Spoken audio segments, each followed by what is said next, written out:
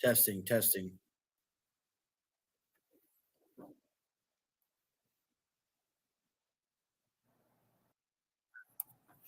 Boom. We are live. Welcome to Live with Trav. Welcome to the stream, everybody. Got a lot going on here, and I'm just going to take a look at the general um, outlook overall here. Uh, First things first, I'm going to pull this screen over. Let's take a look at. Let's see, can I put this here? So we have two high risk, which is 5 out of 5 on the severe weather scale overall, which is the highest risk that you can get. Luckily, there's not this many amount of people in the risk area. There is 25 million people in the whole risk area within this green, the marginal right here overall. And then high, there's a little bit less than 3 million. You have this area of eastern Arkansas, just a little bit of Tennessee, Mississippi. Looks like those are the three states there. And this is going to be Iowa, just a little bit of Missouri, and then Indiana, Illinois. Yeah, I think that's Illinois. And then you also have this huge moderate risk, which yesterday was just boxes like these, and now they've expanded it to be this whole region. So basically, this whole region is expected to have a lot of severe weather, different modes, different lines of storms. So that's kind of the general outlook. And then here's kind of a whole um, broader outlook. I'm going to zoom in just a little bit here so we can see a little better. So you have those high risks, and then we have 1, 2, 3. It looks like tornado watches. Let me zoom back up here and take a look at the watches here. So we have tornado watch down here in Texas and Louisiana, just a little bit of Oklahoma. That one looks like it covers like Missouri, Arkansas. Particularly dangerous situation too. So the National Weather Service doesn't typically put out PDS tornado watches, but that's the highest kind of watch that you can get, which means that we're looking at a really high percentage of severe weather today, which also includes long track violent tornadoes, kind of like we had last week in Mississippi and Alabama and Arkansas overall. So let's go ahead and switch modes and get over to the radars. Switch over here. And so we have 1, 2, yeah, 3 tornado warnings right now. We have one in Missouri for Mercer and County. And if we zoom in here, got a lot of rain and hail in here already. That's the other thing that these storms are going to have is a lot of wind, rain, and hail, potential for flooding in some areas. And some of these storms will probably be going over the same areas different times. As you can see, you have this right here in parts of, I believe this is Illinois. Is that right? Yeah, this is Illinois. So this is going through here right now. And if we choose the radar, you have some stuff down here as well. And then stuff down here as well. Back behind here, this stuff is all moving in a line, and it's going to be moving this way really fast. That's the other thing about these storms, guys, is these storms will be moving anywhere 50, 55, 60 miles an hour. I thought the first storm of the day was moving at 5 miles an hour. And in my opinion, that is extremely fast for thunderstorms. Okay. So let's go ahead. I'm going to very quickly share my stream to get the word out. So if you're on with us or you see this at any time, my main goal is to share this and bring awareness for warning. If I can help somebody out, maybe save a life, help somebody get to safety a little bit quicker, that's my goal.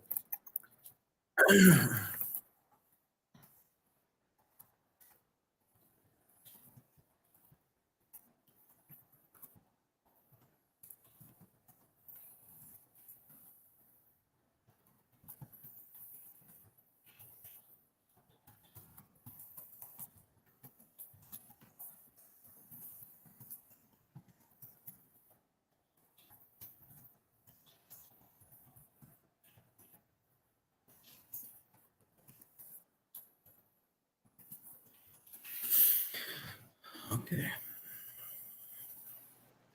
So that has been shared. And all right. So let's take a little bit broader look at this. So you can see this kind of has a little bit of a hook echo already on this. You have this little area right here. This is kind of some inflow probably.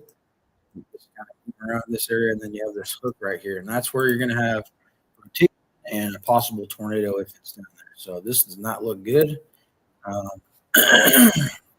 some of this maybe looks a little funky to me. Maybe I'm wrong. I don't know. Let's check the correlation. Just to kind of walk through some of this stuff. So this is the base reflectivity. This is just the radar picking up rain and hail. In these purples and reds, but a lot of times purples are going to be your hail and really heavy rain and wind. And this could be what they call bear cage, where if you're actually storm chasing or driving and you're in this particular area, that's where you're going to feel the most intense part of the storm. Basically, that's where you don't want to be because hail is going to impact your car, maybe break your windshield, ding your car. It's also going to be really hard to see, and that's the bad thing about like say there's a tornado in here hypothetically. It's going to be rain wrap most likely, where precipitation, rain, wind, it's going to be affecting your vision to where you can only see 5, 10, 20 feet out in front of you, or maybe even less. And when a big, strong tornado goes at you 5 miles an hour, it's going to come on you real quick. And sometimes the road network is not real great either, too. So this does look to have some pretty strong rotation here by Lucerne. I believe this was in Missouri. Is this looking to? This is right on the line of Missouri and Iowa. About to move into Iowa here. It looks like it'll be moving northeast here. Actually, put the storm tracks on this. Let's see. Storm tracks. There we go. Yeah, so you can see that storm's moving straight northeast pretty much. And all of these storms today probably will be moving northeast to east, I would say. Big reason for that. Well, let's actually not get ahead of myself. Go ahead and look at the rest of the warnings here. We got important stuff going on with these tornado warnings here. So this one, so we got Mercer and Putnam and Missouri, Carroll, Sheraton, Lynn, and Livingston also in Missouri. Like a different one, I believe. Radar's up on this one.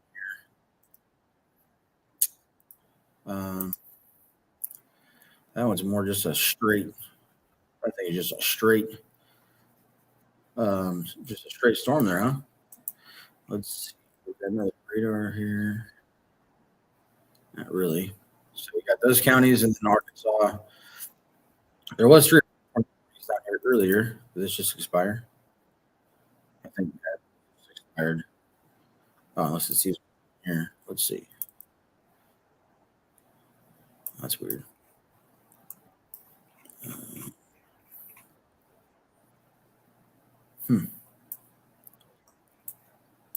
Okay, so we have this one down here in Arkansas. That's a pretty big hook. I'd say there's some pretty strong rotation in there, most likely. Yeah, that is pretty good. That's probably a tornado that's either very strong rotation or possibly on the ground. Could be a small debris ball right there. It's hard to tell. Put this in motion, get back a little bit. Real kind of choppy. It's really close to the radar right here. Whenever storms get close to radar, it does make it kind of difficult to tell what's going on. Put this in motion. And it's just kind of a mess.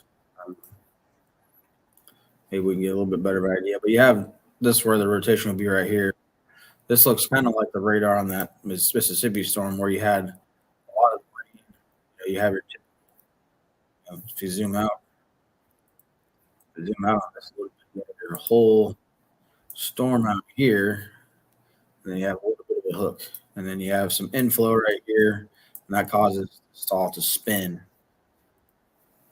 And so if you go to the storm relative velocity, if you're new to weather, you're just curious, you don't know what this is. The reds and greens here that you see kind of close to each other is rotation or spin in the atmosphere. This is going to be closer to the base of the storm or like the surface. You can go up into the storm if you go way up here. So you still have some way up high. I believe this is going to be like thousands of feet up in the air, but this is going till one is going to be closer to the just the surface of the storm. Which a lot of times when you have a wall cloud on a tornado, those things do hang pretty low. It's a lot lower than the other base of the storm. Well, that's way up in the air because the top of it, we call it cell thunderstorm, can be 30, 40, 50, 60, 70,000 feet in the air. Usually the taller, the stronger, but it doesn't always have to be that tall. But the actual where there's an actual rotation, that's where the rotation of the storm is. And that usually causes a tornado. That is going to be a base that's usually lower. So you're usually going to see like a lowering, and then you're going to see everything spinning kind of. So you'll notice the updraft of the storm that causes lift. There's all these different factors that go into what makes a tornado actually come down to the ground, and also for a storm, just tornado warning. I feel like I'm talking a million miles an hour. My apologies. Just trying to be educational, informational, and also get the word out just in case something's going on here in these areas. So we have this warning here. Have that one down. I don't know why this doesn't seem to be. Let me switch over to. Doesn't seem to be working for some reason. Let's see here. Switch over here. Yeah, this down here by Camp Village, that looks like a debris ball kind of on radar. Could be wrong. Don't mean to cause any issues here. That's just too close. Oh, that doesn't look good. Maybe there's something in there. Hard to tell. We should get a little bit better idea of this storm once this storm kind of gets past here, and it's moving pretty quick, I think. Let's see if this tells us. Oh, this does say damaging tornadoes. So, yeah, particularly dangerous situation. I wish I realized this earlier. I apologize. At 2:23 p.m. Central Daylight Time, confirmed large and extremely dangerous tornado was located over Little Rock, moving northeast at 50 miles an hour. And that's what I was talking about earlier, where we got really strong storms today. That's what causes it to be a really particular dangerous situation. It does say confirmed large and extremely dangerous tornado is located over West Little Rock.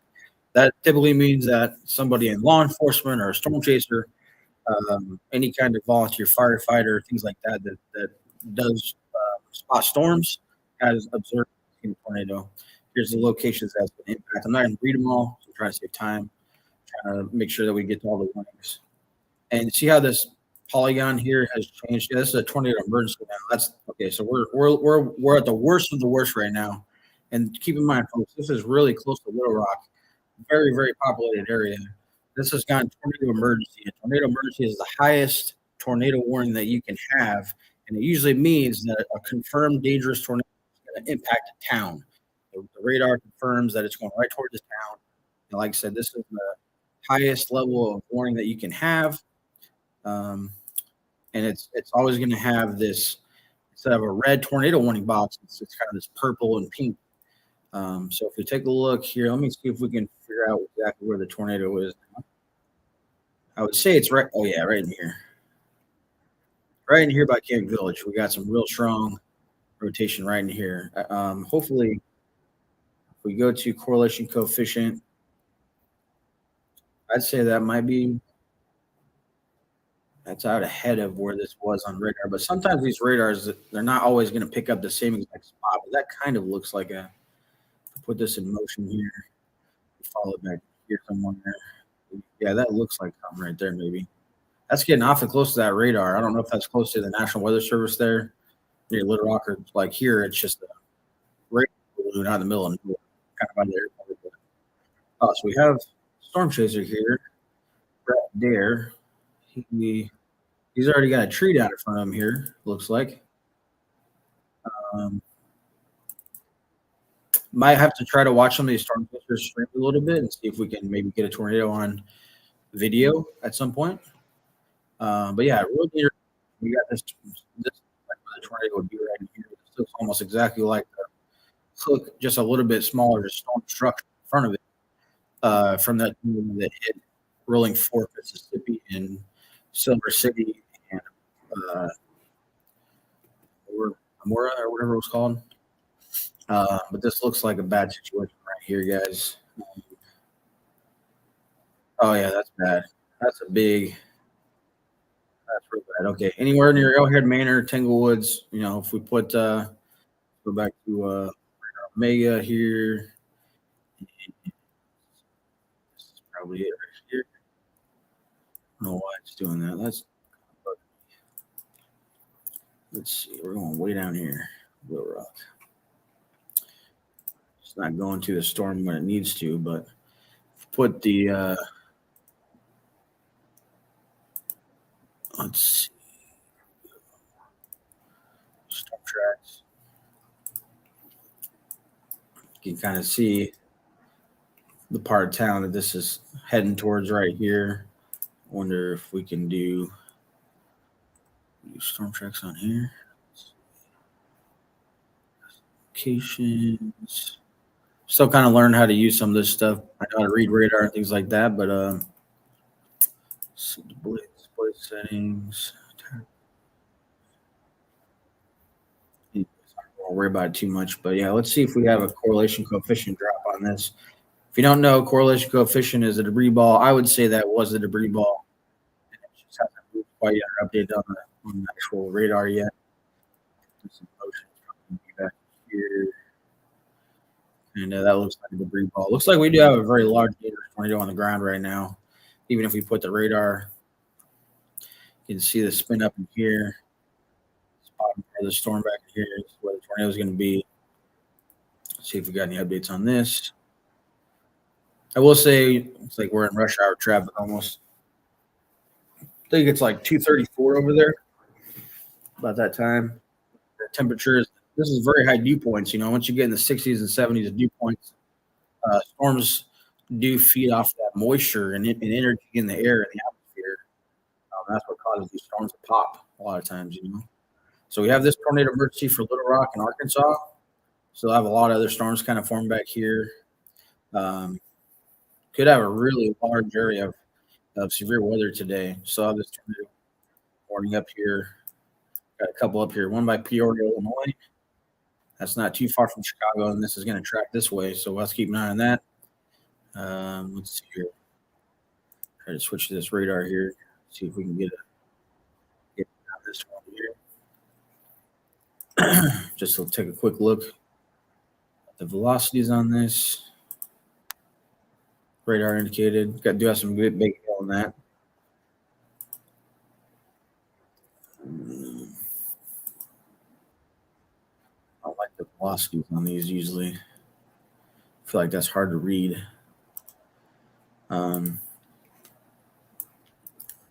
That looks like a really intense storm. That looks like a hook. I'm surprised this isn't tornado warned, just by the way it looks.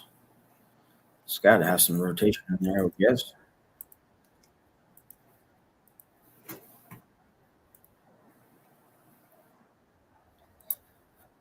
Okay. All right. Well, that looks really intense. Yeah, so we got a lot going on right now, guys. Following along.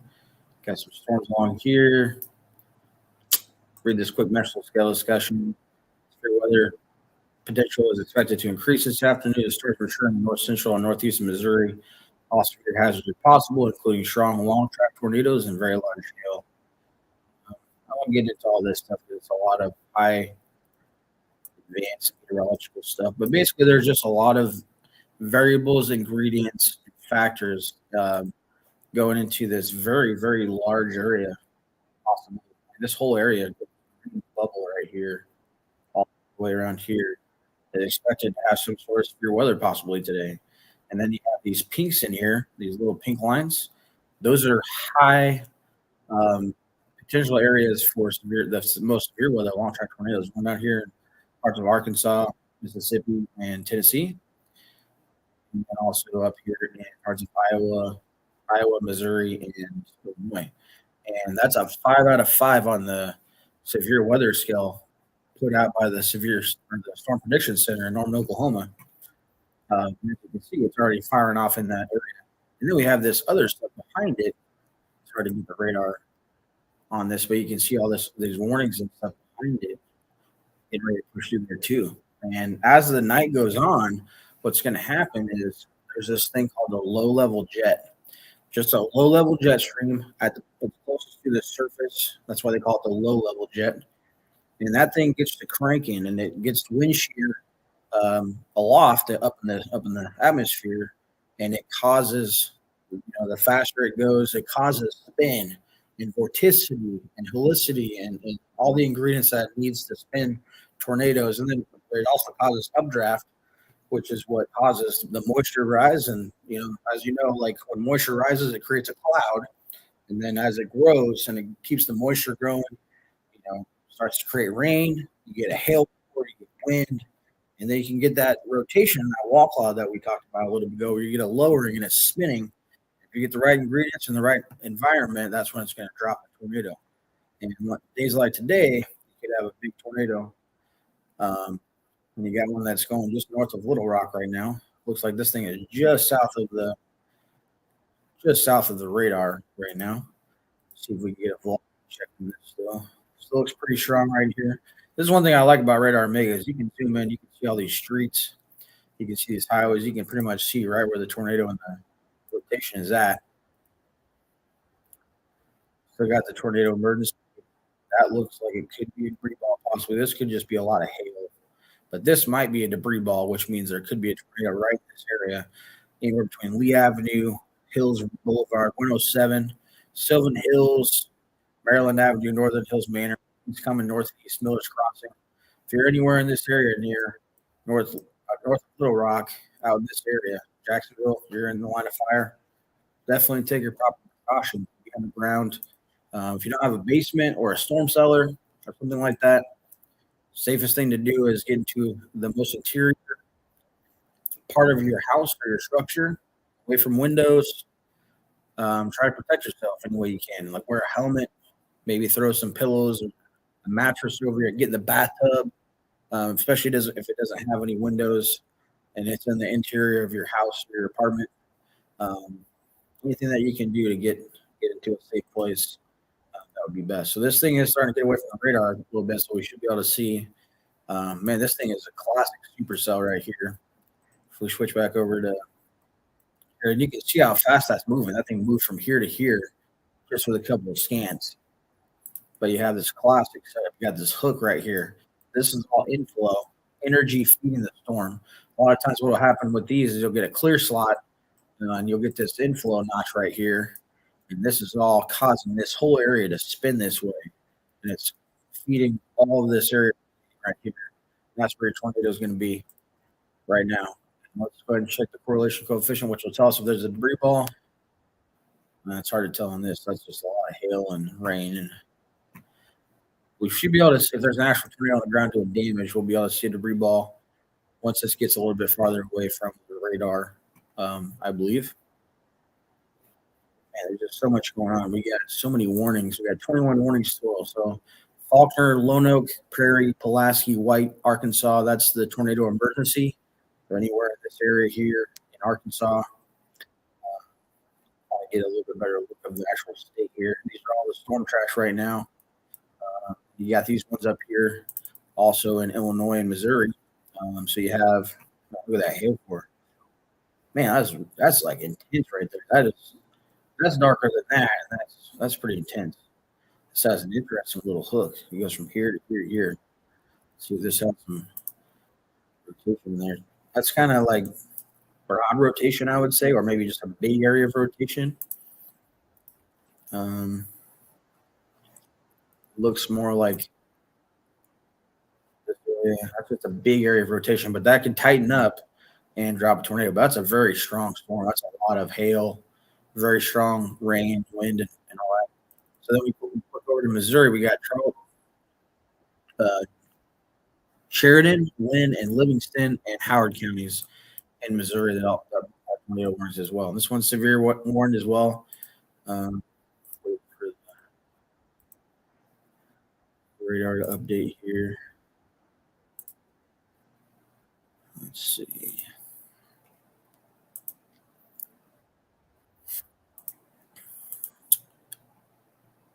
Nothing there. What's going on with this here?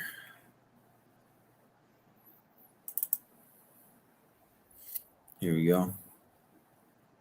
It's a lot. Fayette, a lot of hail there. Okay, some strong. Hard to tell. That's. Let me see here.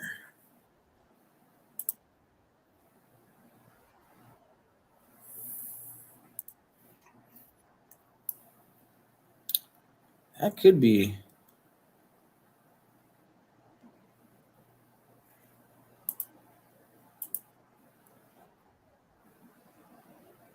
I don't think that's. I don't think that's down because the correlation is like picking up the outside of the reflectivity. See if you like you keep your eye on this area, like we'll even circle it. This line right here. I'm pretty sure when you switch over to reflectivity, hey, see how that's on the outside? That's not in the actual storm. If there's an actual debris ball, it kind of looks like this. Kind of blue like this, no, in a circle, but that's not in the actual reflectivity or radar from the storm. But that's a very strong storm, a lot of hail, wind, it's tornado warning, so it does have some rotation in there as well. And yeah, 6,000 severe thunderstorm warnings here. I don't think we've looked at this one over here yet. Fulton area. Maybe we did. I don't remember. Oh, this was that one that has the funky tail. Yeah, it almost looks like you have multiple areas of rotation now. You have this one up here to the north a little bit, and then you have this one to the south. And like usually you're gonna see tightness in this. But look how big this is. That's a big area right there. This whole area right here, you have the reds and the greens. So basically explain the velocity, storm relative velocity of that the weather you're curious. Um, Greens are going towards the radar and reds are going away from the radar. And what happens is when you get these little areas like this and like this, when they're kind of touching each other, is that's called a couplet, like a circle couplet. And that's where the rotation is usually going to be. And a lot of times it needs to kind of tighten up, and if you think about this versus if we were actually outside in that same area right there, you're looking at a pretty small area of a cloud, depending on how big or small the rotation is and how big or small the tornado could be. Um,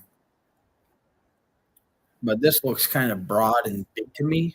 I could be wrong, but that's what it looks like just based off my opinion and my experience with this stuff. But yeah, very strong storm. This is like that looks like a bird or eagle's wing spreading out. And this whole area, this is all wind, hail, big hail probably, rain, really heavy rain. Um, and then you have this little hook back here, but you have these are all winds too. This is real when you get the brighter greens like this and some of the brighter reds, that's some really strong winds overall that we're looking at. And this is real close to Peoria, Illinois, which is this is right on line.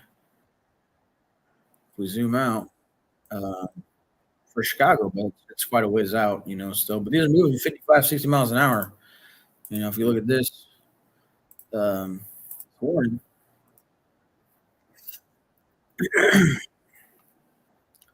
it's moving northeast at 55 miles an hour. It does say just capable of producing a tornado, so it's not been observed, thankfully, overall. So that's good. But you have all these storms. And look at all these warnings. And like I said earlier, this area is right now is getting all this rain, hail, and wind, and this line is going to keep moving northeast and coming right to that same area. So that's where you can get a lot of rain tracking on these same areas. A couple areas might get hit twice in the same night within a couple hours of each other. Stuff is moving quick. So you really have to make sure that you have a plan. Make sure that you have a flashlight, candle, maybe waters in case your power goes out. Extra batteries. You want to make sure that you're prepared and all that good stuff. So let's go ahead and take a look at the tornado emergency in here. I don't know why it keeps doing that. Oops. That's not it. It's farther south. Here we go. This should be moved away a little bit farther from the radar. It almost looks like that's kind of like dissipating. That's definitely some rotation in there still. You see that red and green couplet. That's what I was talking about earlier. So yeah, this is a little bit tighter, a little bit smaller. That's more what I was talking about. This looks more like a kind of a traditional standard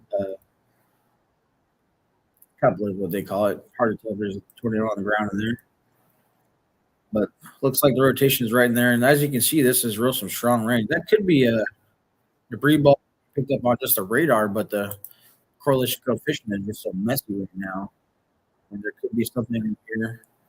But this is all messy, Like I'll show you an actual tornado on the ground if we get one at some point today. But it looks like if there's anything down right now, it's probably in this area just to the northeast of Jacksonville, Arkansas. So still pretty strong storm, a lot of rain and hail up in that area as well. So if we take a look at all the points there, man. So let's kind of take a look at what's causing this right now. Keep an eye. We do saw that tornado emergency. Let's actually take a look and see if there's any different stuff going on in here. So yeah, same thing. Could be a secondary rotation, maybe, but this is the main rotation that caused the tornado emergency in the first place.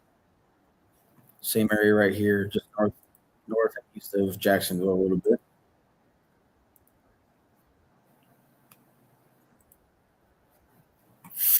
And yeah, so, but yeah, I want to take a look at some of what's causing this. We'll take a look here in just a second here.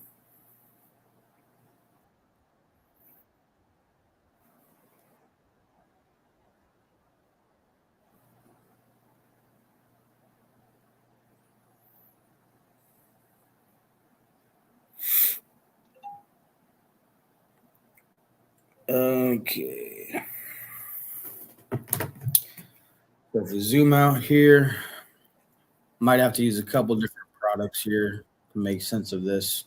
It's hard to see what there's a lot going on. But as you can see, this is Radar Omega. Definitely encourage you to use Radar Omega, Radar Scope, a couple of really good radar apps that you can download on your phone or computer, tablet. So we have this low pressure system, and if you could kind of actually pull up.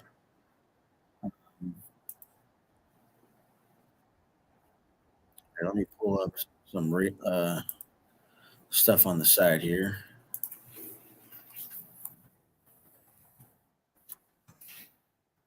Real quick.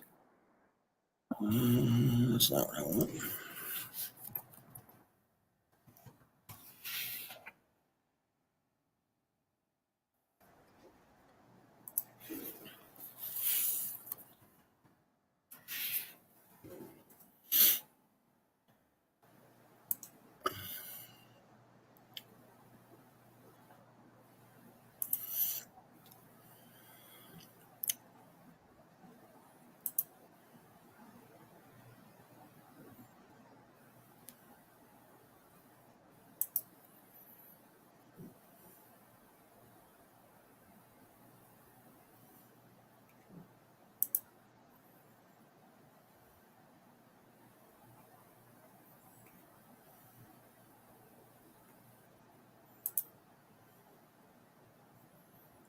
Oh, this is some stuff I've never seen. Interesting. But I'm not liking. It's giving me options for there. Let's see. Can we do?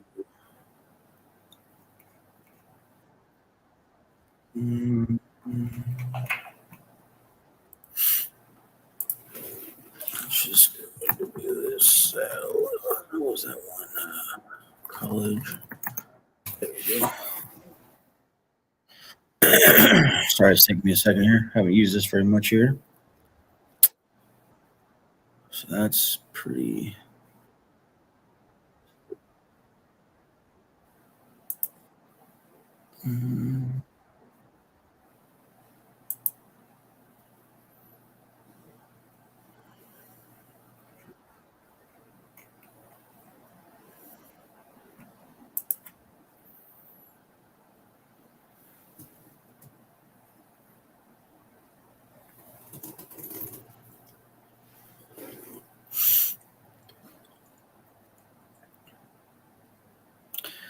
Well, Can try to explain this as well as I can. Hopefully, it kind of makes sense. So you have a low pressure system in over Nebraska here. Here on radar Omega, it shows that it's a little bit farther east on this satellite imagery. Looks like the center to me is because it's spinning this way. You can see that. It looks like the low is right in here, but it's got to be somewhere over Nebraska, South Dakota, Iowa, Minnesota. Um, Basically, you have these different arms coming off this thing. See, this is a kind of a warm front, but it's this part's red to blue, red to blue. That means it's stationary, so this part of it's not moving. And these different fronts can cause, um, they call it forcing in meteorological terms, but basically it's like another added ingredient, another reason for storms to form, and they kind of fall in line sometimes, or at least it can cause convergence and divergence in the air that lift and rotation and things like that that we need for storms to happen, right? And so you have this huge cold front that's going all the way down here. And as you can see, a lot of these storms are almost right along the cold front because the cold air is going to be pushing this way, you know.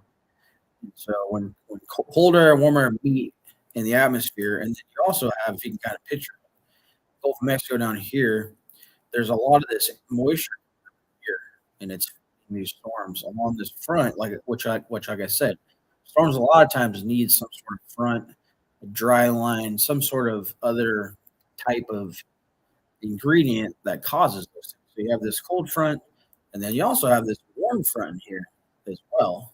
And so they call this area the triple point. It's where these 3 points meet. So it's got to be somewhere right in here. A lot of times, storm chasers will choose the triple point because up here in this area, I guarantee you there's a lot of wind, probably even in Nebraska on the backside of this thing over here. I believe this area back here is supposed to get a chance of snow. It's pulling down cold air because this is all spinning this way. Comes up here, pulling cold air up here from Canada and Duluth, Minnesota, and all them places that are a little bit cold now. It's causing some more wintry conditions. But then, yeah, in front of here, you have warmer temperatures. You have all the moisture out here from the Gulf. You can see all these storm chasers, all these things down here. These are storm chasers that are waiting for these storms to kind of develop and get going, and they're chasing them and trying to report them and things like that. So, but yeah, you can see on the satellite imagery, you can kind of see this like this. This is a perfect example right here. See these storms just firing all in this perfect line. That's just right out. If you can picture, the cold front's got to be right in here. Like you can see this kind of curvature right in here. That if you picture that, and then we go back, you can see that right in here. And you can see these storms firing right in front of that. And there's a little bit of a dry line right here too. Dry line is where cold air and warm air meets. The dry line is where a lot of storms tend to fire right in front of that, and they'll follow that line as it moves to the east. So that's what's going to happen is the cold front's going to push this. Dry line's going to keep pushing this, keep moving this way. So like Jonesboro, Memphis, Jackson, Tupelo, Greensville, Pine Bluff, all these places, if there's storms that push out behind here, it's going to move to the north and east, and you're going to have a chance of seeing some severe weather throughout the night. And as the night ramps up, that low-level jet that we talked about earlier, there's a lot of ingredients that are going to keep ramping up, in my opinion, and it could just be a really long night. I mean, it's already started way. I think it started earlier than it probably should have, which is not good. And that usually means that the temperatures during the day, when you heat up, we call it daytime heating. You need a warmer environment that causes the dew points, like the moisture in the air, the humidity in the air, and just the temperature causes instability, unstable air, and that's what causes storms and tornadoes and things like that. So hopefully that kind of made sense. I know there's a lot of rambling, trying to make it simple if I can. So we still got that radar indicated tornado up by Peoria, Illinois. Looks like that's a really intense storm. A lot of hail and wind in there. We got this morning over here that expired 3 minutes here. It looks like so. And that, see if they sent that out or not. This one expires in 3 minutes as well. Still do have that tornado emergency down here. Where'd that go? So we do have that storm tracer. I think that's right there up here. Let's see. Looks like he's driving in some traffic. Doesn't look too bad weather-wise where he's at. See how far things moved? It was down here just right by the radar earlier. Now, just by the radar, it does look like it's not as strong as it was. I would guess. I could be wrong. Velocities still could be some stuff. It almost looks like from this is broader. Like I said, if you're gonna couple it, you want that to be like tight in here. This looks like a big area. Uh, that's what I'm thinking based off of that. This looks a little different. Hard to tell, but that's what I'm thinking based off of this so far. Could be something in there, but it's hard to tell. I haven't seen a lot of times you'll see a debris ball and you'll know on the correlation coefficient drop. So it's hard to tell, but that's how it goes. Oops. Alrighty, so taking a look.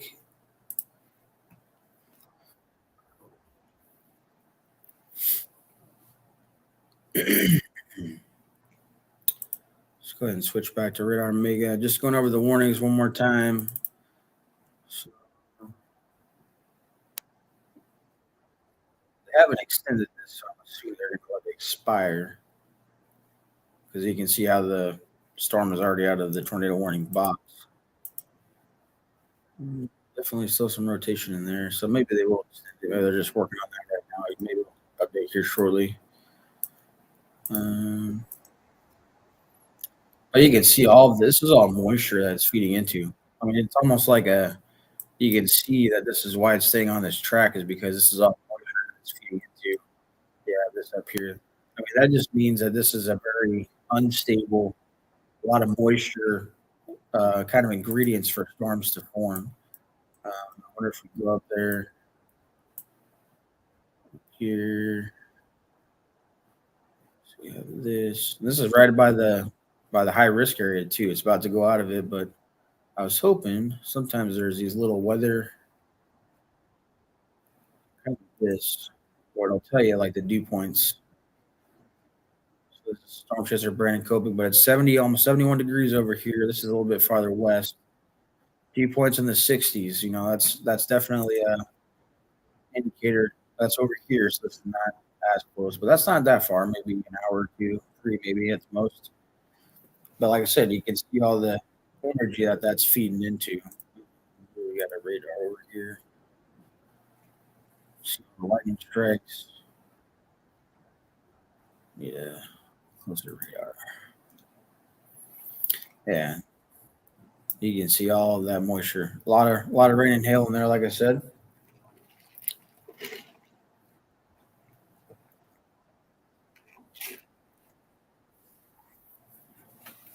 Busy day so far of weather. Looks like they did let that expire. See if they end up bringing that back out again. So right now we got 1, 2, 3 tornado warnings.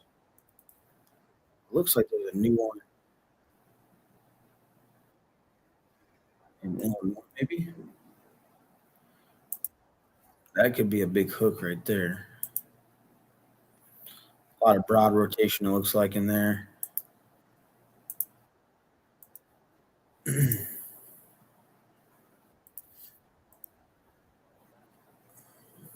But I think this might be a new tornado warning because it says it expires in 43 minutes. Southeastern Henderson County, West Central Illinois. Central Warren County in West Central Illinois until 3:45. Just capable of producing tornadoes. So nothing observed so far, but that definitely is a hook right there. And this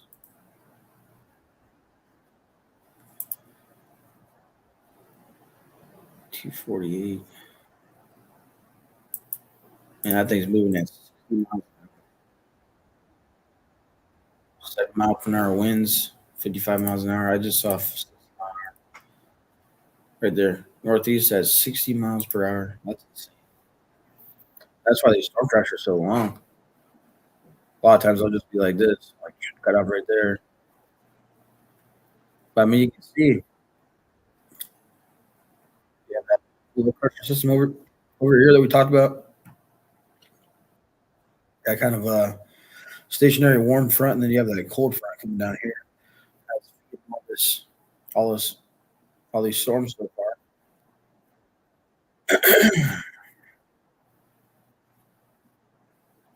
It's got a lot going on here, and then that's even got this stuff down here. So it looks like Little Rock has a new severe thunderstorm warning, so you could have something trying to backbuild behind that. Can we just go?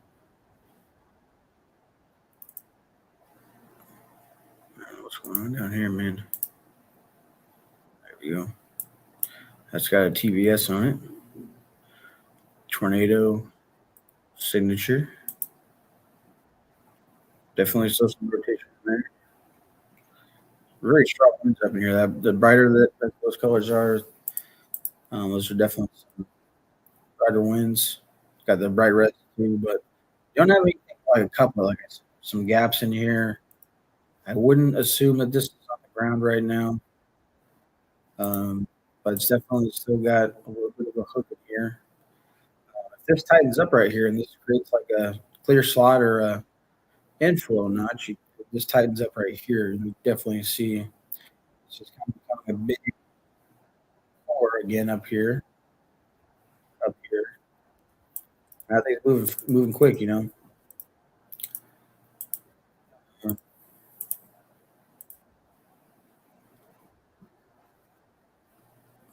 So earlier at 2:59, and that was only, I think that was only 5 or 6 minutes ago. It still has a confirmed large and dangerous tornado in the warning itself. Earlier, it was a tornado emergency for Little Rock. That's what the other area. So there still could be something in there. It still has the TPS on it.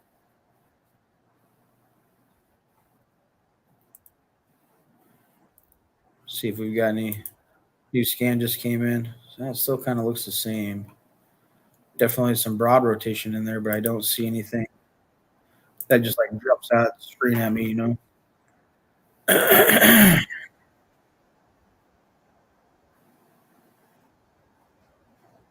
But you know, that could turn any second. This is not one of the days that you want to mess around with stuff, and got some more storms starting to fire back here. Looks like. See if we can find our radar closer. See how strong these are. See how these storms are like kind of elongated, very elongated. I can see this turning into a line of storms down here. You can see how you have. I can see this all kind of congealing soon. Next couple hours, turning into a line of storms. Actually, to be honest with you, with the conditions that we have today, these are the more dangerous things that you don't want as a student, because in order for more violent, stronger tornadoes to happen, most of the time you're going to do like they call them discrete supercells, isolated thunderstorms, where if they all get in line and you have more of a linear mode kind of thing, it's not that quick spin up. Tornadoes can't happen, or a big tornado can't happen in those, but they're all kind of pushing against each other and working against each other, and it's just not as easy to get a big tornado, especially a one track tornado, in a line of storms. You have to have perfect ingredients, and as that line moves, it kind of falters in and out of different kinds of ingredients or stuff, you know. So like this tornado is in a good atmosphere, I would assume, um, right now. That's probably why it's been the first storm of the day that had a tornado emergency on it. Had a large confirmed tornado on it on the ground at one point earlier.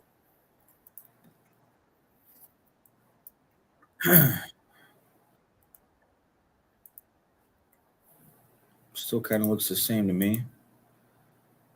We have that one in Arkansas.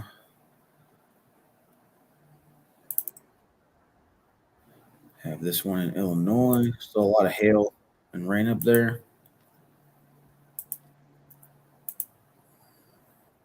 Ooh, that's strong winds. And this to me just looks like really winds. I don't. There could be some rotation right in here, but I mean, think about it. That's at the end of the box. They would almost have to expand that, but definitely a strong storm. That's for sure. I mean, you got all this. Oh yeah, and that was way over here, so that's different. That's almost like a. I don't know. The storm is starting to split. You could have the storm starting to develop and become stronger. That's a very strong cold there up here by Georgia, Illinois, heading towards the northeast.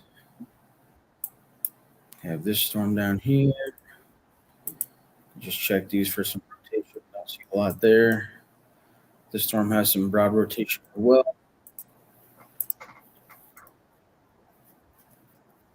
For southeast Henderson and central Florida. And you have this one over here. Oops.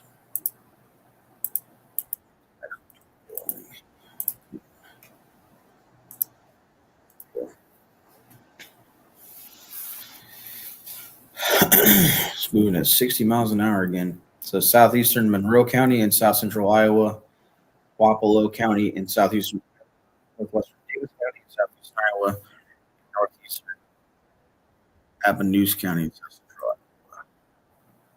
So take a look here.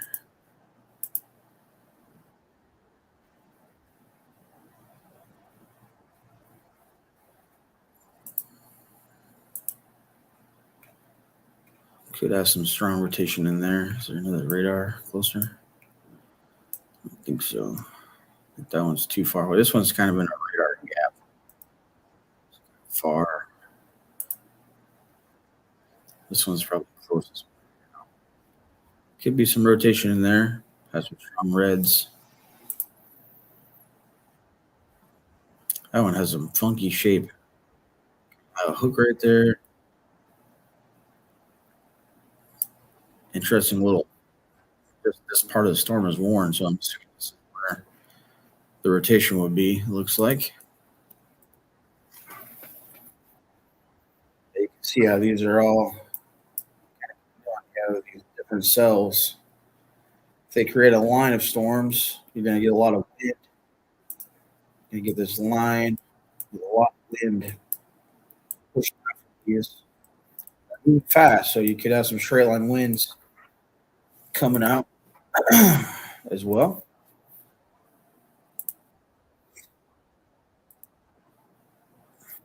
So we saw 2, 3, 4, 5 different tornado warnings. 1, 2, 3, 4, 5. Looks like there's an extension on. Oh, they warned the actual Little Rock, so that's the old tornado warning from earlier. Actual. So Little Rock's definitely seeing some stuff today so far.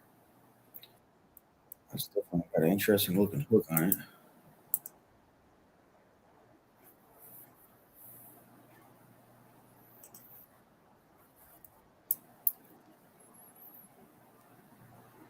Hard to tell. So close to the radar.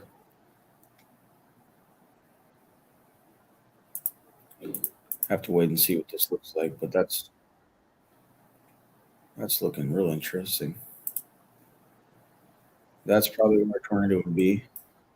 This is like a classic hook, kind of. It's kind of big though. You don't see them stand out like skinny like this a lot. A lot of times they'll wrap up real close to the base of the storm, like in here. But this is definitely where you watch it right here most of the time.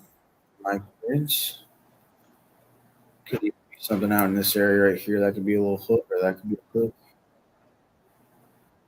But yeah, interesting. This one seems to be not as intense as it was earlier. Thankfully, there was a confirmed tornado on the ground earlier. So broad rotation there, strong winds up there.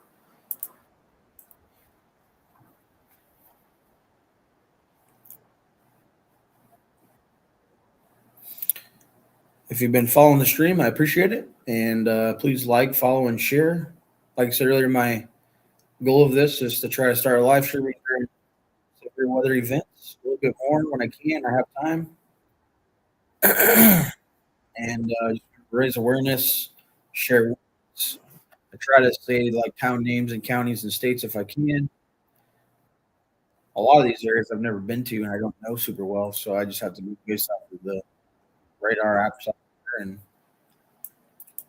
go from there. A lot of severe thunderstorm warnings. That's got 19 warnings total right now.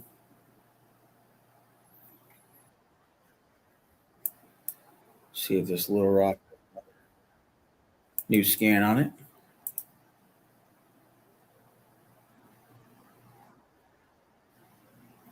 So you definitely have these brighter greens, stronger winds. It looks like there's some broad rotation in there. Is that even what's in here? I don't really see. I think if there was a tornado in the storm structure, it'd probably be around here. I don't see. I mean, this is kind of messy radar for the so cold. So we'll have to see if it gets a little better as it gets farther away from the radar. But that's going to be down in here, maybe even in here.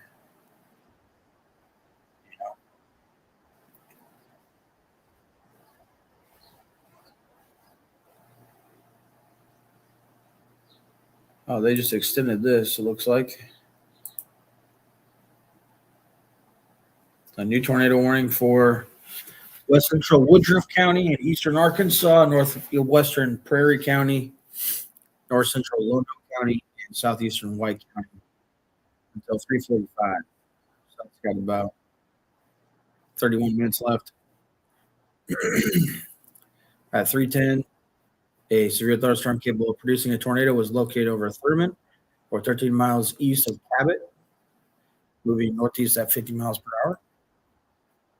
So we have two back-to-back storms. I mean, if you look at these storm tracks, they're moving almost on the same line. So that's what I was kind of explaining earlier.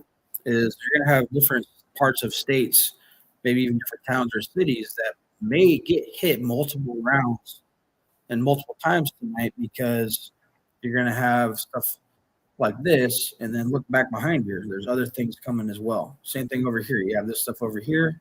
You have this stuff back here. So you could have stuff moving through later. Even up here, you have the same exact thing going on. If we move the radar up here, you got these storms up here, and you have stuff behind it that's moving the same direction. So that's what I'm saying is you're going to have multiple cities and states and towns that could be seeing multiple storms tonight. And that's where, worst case scenario, we definitely don't want to be in that case out front. And then all of a sudden we have another storm that's tornado warned, or like more rain, hail, and lightning, while there's like a search and rescue operation going on and things like that, cleanup efforts and stuff like that. So that's what makes these things tough, in my opinion. So, but yeah, looking at this a little closer, it almost looks like these storms are about to converge almost. You can see there's not very much room in between. There's still some light showers and moisture in between here.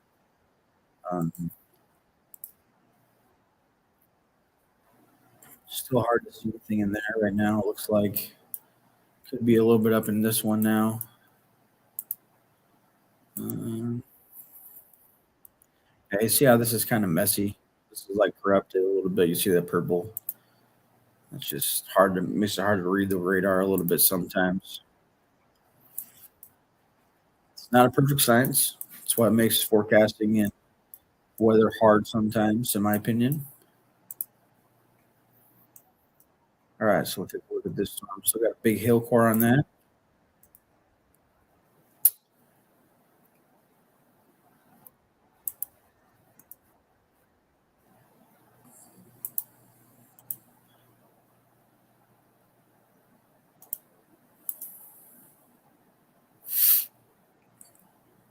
That could be something in there, but it's hard to tell. That looks weird to me. I've never seen that. That almost looks like I don't know. I don't know what that is. Doesn't look normal to me. It's in the area where there's probably rotation, I would guess, but I don't know if that's like absolutely legitimate or not. Some of these storms have some real skinny, elongated bases. You see, this is just you said have a line, so this is probably straight line winds a little bit. You have some very broad rotation because you have the greens going towards the radar and the red going away. But there's nothing real close, like tight. Maybe this way right here, maybe a little bit in there, but usually you're going to be able to tell when there's a couplet with violent rotation on a tornado horn cell. From my experience, it looks like. Got these new thunderstorm warnings out here, back behind here.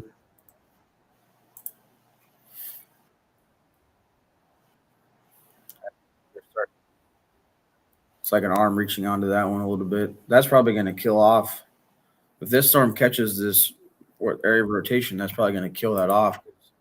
A lot of times when storms kind of collide with each other, and even things like cloudiness, or other rain, and even it cooling down the environment in that specific area, those can kind of put a cap on the potential energy for storms to keep rotating and having lift and the energy and resources that it needs to be severe. So I could see this back of this storm either connected to this.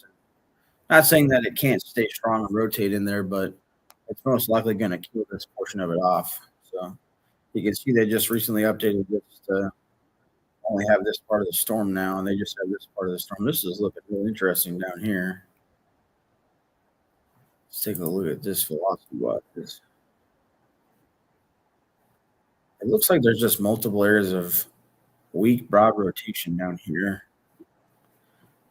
Maybe. It's hard to tell. Got a lot of rain, a lot of rain and wind and hail up there.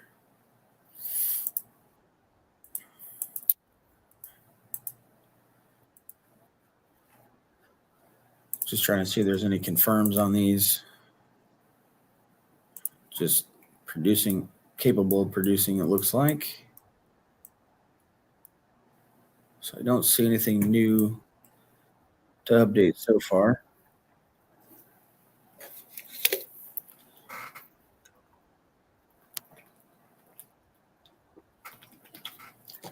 All this talking is making me thirsty.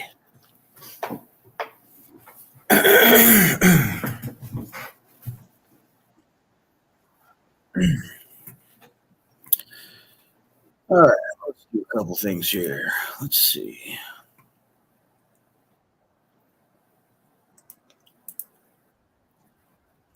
I'm going to pop over. So if you're ever curious and want to get into weather and look at models, anybody can look at this stuff for free pretty much as long as you have internet, either a phone, tablet, or computer. But this is one of the main sites I use. Is just pebbleweather.com. There's all kinds of different things you can do on it, but if we look over here, I'll change this. This probably will be a little bit better. But this is a significant tornado parameter, and it just takes all of the ingredients that we've been talking about. And you can see this graph down here. So this stuff out here, this is just a regular no chance out here. And then as you get into these blues and grays, you have a little bit more of a chance, all the way up to the purples and all these 8.5 out of 10. We can also look at soundings and things like that. So this is kind of the timing. I wish I could change this to, I don't know if you can change the time. The cursor readout. I'll try to figure that out sometime. But this is kind of the timing. So this is pretty close to now as we go through. So if we look at Arkansas at the beginning, you can see like down here is Little Rock, I think. See the stars are kind of forming out here and pushing north to northeast. And up here, Missouri. And I thought Iowa was going to be worse today, but Missouri might be kind of all these purples and reds, and looks like Arkansas and Missouri are kind of the hot to start with. As that pushes east, still you can see this part of southeast Missouri is that's a hot spot in my opinion. So you can see as it goes into the night, kind of winds down a little bit, which is good. We can look at the composite reflectivity. This is kind of a future radar, predicted radar, what it might look like. So you can see this is kind of close to now, or at least in the last couple of hours, you kind of already have these storms building up in Arkansas. And as we go, you can see it really blows up here in South Iowa, maybe even parts of Kansas and Missouri especially. And remember that significant tornado parameter was really big in Missouri. So you have some of these storms. You see how it's starting to create a line? I think that's where we're getting into now, maybe. But some of these, like the street cells out here, even some of these, if they're not going to touch each other, those are the storms, in my opinion, especially in Missouri. Watch this here, right here, like this storm right here, this storm right here. As the low-level jet and some of the ingredients kind of ramp up as we go, those could be bad situations as night falls.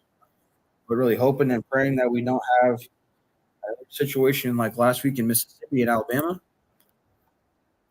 But this is the first high chance for strong tornadoes.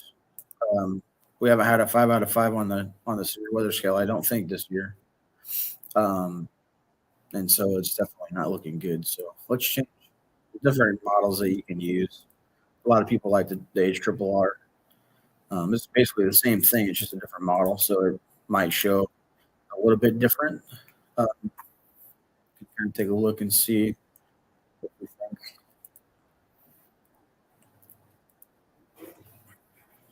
So see, this has more Iowa, or that's Missouri, sorry. Arkansas really getting hit hard. That's a lot of storms in Arkansas. And this is 21Z Zulu time. I think that's got to be around here in the next few hours, maybe 3, 4, 5 o'clock.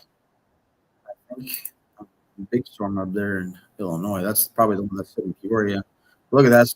That's Chicago right in there, and that's going to get hit, it looks like. So I'll have to keep an eye out for that. But as we go through the night, you can see some of those parts moving into areas of Kentucky and Tennessee. Even have a little bit down here in Alabama and Mississippi, East Texas, maybe Louisiana, Arkansas again. Very linear kind of mode, but they're still maybe discrete along the line, maybe. But yeah, this definitely shows some intensity, even up into Indiana, the Ohio Valley over here. I think that's. So let's check the.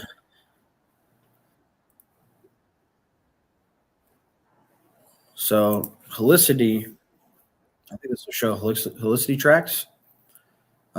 This can kind of show you like possible storm tracks with the ingredients that we talked about. Updraft helicity is basically like how much spin and lift which is needed for tornadoes. As you can see, we go through the night. There's many different tracks and different, like this, like here, this right here. That's very intense. Like this looks really bad right here. This is, northern Missouri, northeast Missouri, into just a little bit of Iowa, into Illinois. And then you have this right here. And even this right here. This is going right towards Chicago, so that's not good. And I believe that last week there was some people that I follow that do this as well. This part of Mississippi got hit, and it looked kind of like this here, right through where it went. And this is kind of a predictor. It's just a model, so it's not guaranteed by any means. It's just a forecast model. But it kind of gives us an idea. So you can see something like this looks really bad. So if you take this sound here, I'm not the greatest at soundings, but basically what we're looking for is why not? This one doesn't. Let's see. Let's just try up here by Chicago. I don't think this is right, so I wonder if I'm doing something wrong. Maybe it's. Can we do it right now? Up here where that. Maybe that's too far out time wise. I don't know. There we go. I think this is better. But basically, what we're looking at down here is Cape. So this is a surface cape. which CAPE just stands for Connective Available Potential Energy. And it's basically just a breakdown of all the things we've been talking about, all the ingredients that we need for tornadoes and strong, severe thunderstorms um, form and possibly produce. And so this is the temperatures down here at the surface, and then as you go up, this is the height in the atmosphere. And these are also the winds and wind directions as well. So basically, you have the Cape, which it goes up higher, 2,000 joules per kilogram is what they call it, 2,500 up there. Uh, that's pretty high. That's a lot of energy, basically. And then you have,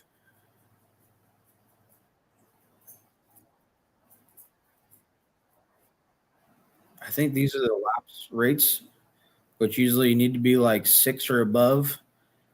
And I think that's differences in temperatures at different spots in the atmosphere, which helps with the things that we've been talking about, which those look good, I think. And this is also wind shear in knots, um, which I think this is close to like 70 miles an hour, uh, maybe higher. These look like pretty high lows to me, I think. So storm motion, that means that storms are going to go northeast. Same thing with this photograph. This kind of shows you what the storm might look like, and it's to northeast, I believe. Its wind speeds at different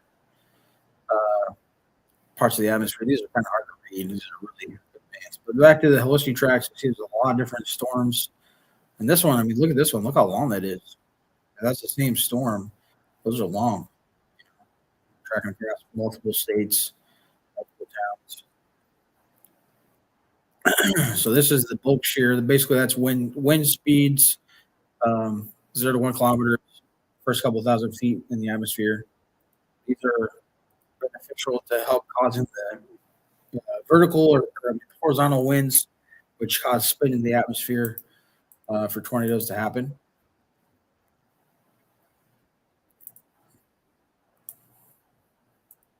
So these yellows are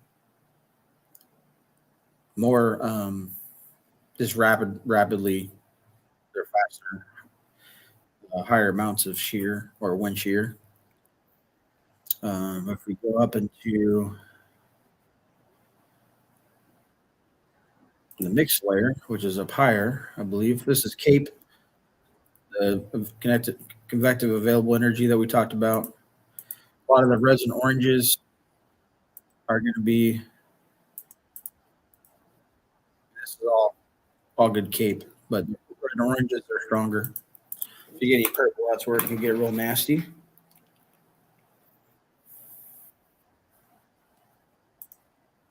Look at the updraft density.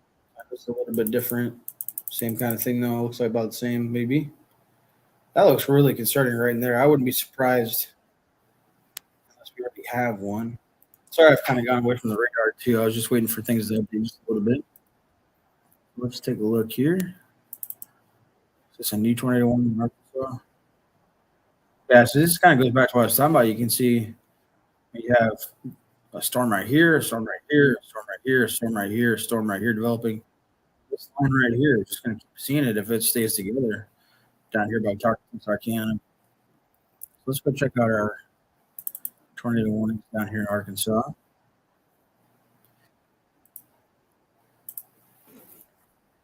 It's definitely got some rotation in it.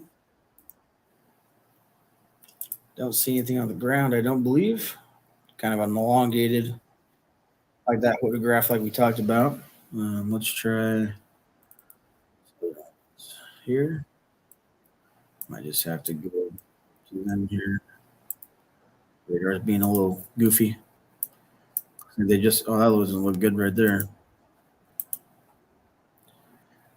This is really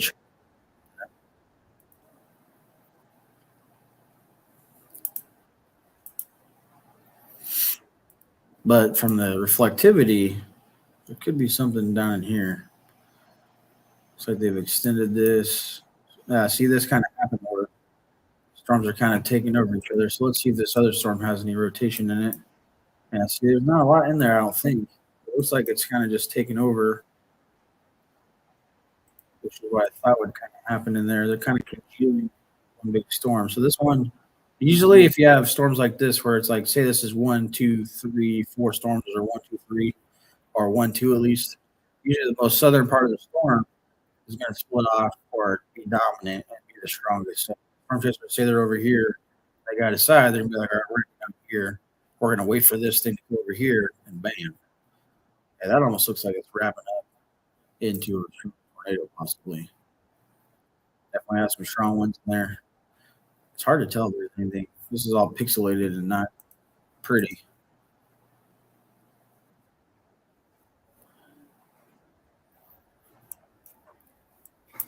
But you can really see even this stuff is even stretching way down into Texas. I don't know if I just missed this stuff earlier. Looks like this is maybe just starting to develop, but I mean, look at this. I mean, this is a huge area of severe. We have parts from Waco. Waco is where Baylor University and Chip and Joanna live.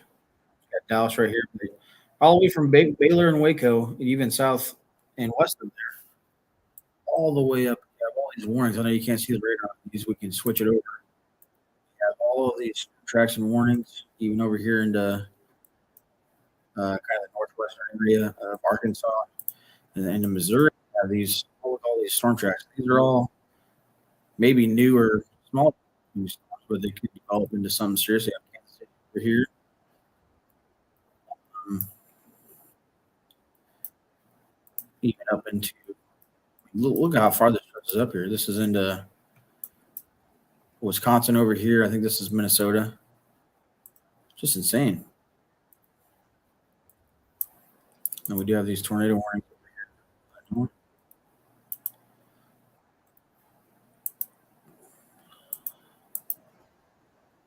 Nope. Look how skinny that thing is.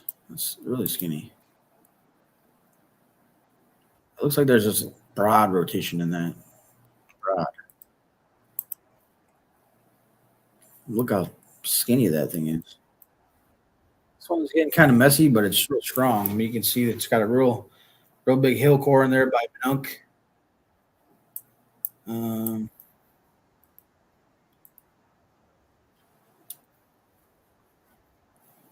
Still has some really broad rotation in there. It looks like.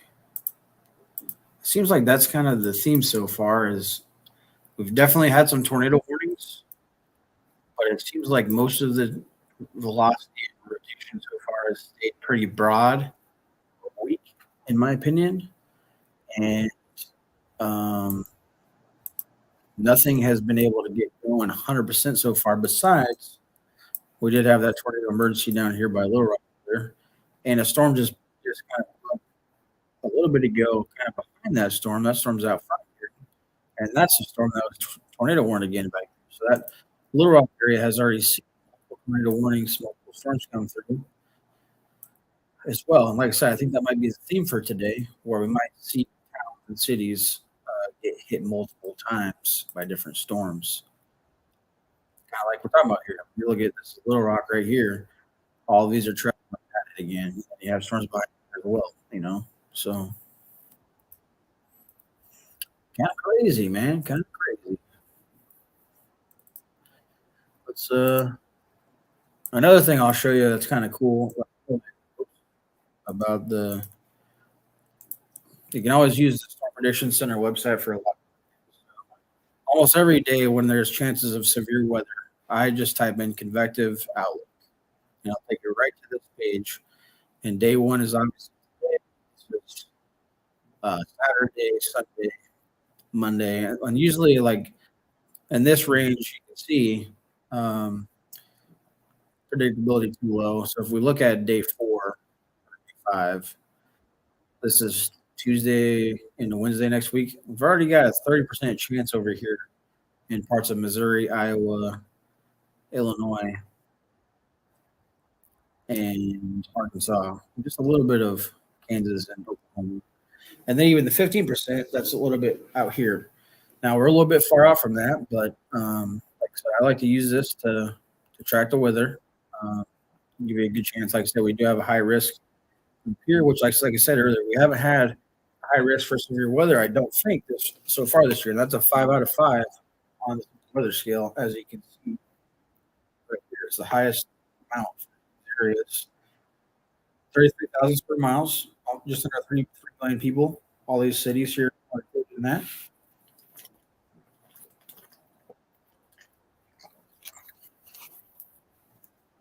Another thing that I was going to show you is if you just go back up here, I just click on this, and then it takes you right to the home page of the Storm Prediction Center, which is in Norman, Oklahoma, down here somewhere, kind of south of Oklahoma City.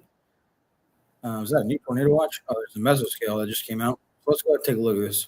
I kind of like this too because you can see they've kind of outlined the areas. They got a couple of hash areas to look out for. You can see this is interesting. These are the temperatures. So the low pressure system has got to be somewhere over here. And look at this. You got 50, 50, 73, 61. You got all these 70s, 75, 80 down here. And then on the backside of this, you got 30, 35, 34, 37, 33. Might even have some snow and some rain up in here. That's what I was talking about. If you kind of picture there's an L or a low pressure system right in here somewhere. You have a cold front coming down through here. And that's what's causing these storms to initiate along this line. And what the Storm Prediction Center does is they put out these mesoscale discussions. It's kind of like a weather bulletin for the area that's highlighted. And then you scroll down, they'll kind of have like the time that it came out from the Storm Prediction Center. Areas affected: Iowa, northeastern Missouri, and western Illinois concerning tornado watch 93. So it says numerous supercells are ongoing from Iowa and central Missouri and western Illinois. Severe potential is expected to increase as storms move into the strong low-level shear over the next 1 to 2 hours. And that's kind of some of the things that we've been talking about. You have the low-level jets kind of ramps up as you get into the night, which causes rotation in the atmosphere. And the same thing as low-level shear. That's just low-level surface-based winds that are really getting it going, creating more energy and spin and vorticity that storms need to for tornadogenesis and severe weather. So as of 2010, I think that's just 201. Numerous well-developed supercells were ongoing across the moderate and high-risk areas across the Midwest. Storms have thus far been prolific hail producers, owing to weird low-level winds and steep mid-level lapse rates, despite somewhat marginal moisture, upper 50s and low 60s dew points, which is just moisture in the atmosphere. The ongoing supercells are approaching an area of strong and greater back to low-level winds. So the storms are getting ready to go into an environment that could have a higher risk of probably tornadoes. Area are strongly supportive of low-level mesocyclones. The tornado risk appears to be increasing across eastern Iowa, eastern Missouri, western Illinois. While widespread severe weather of all hazards is expected over the next couple of hours, several smaller quarters of locally greater threats are becoming apparent across eastern Iowa and northern Missouri into western Illinois.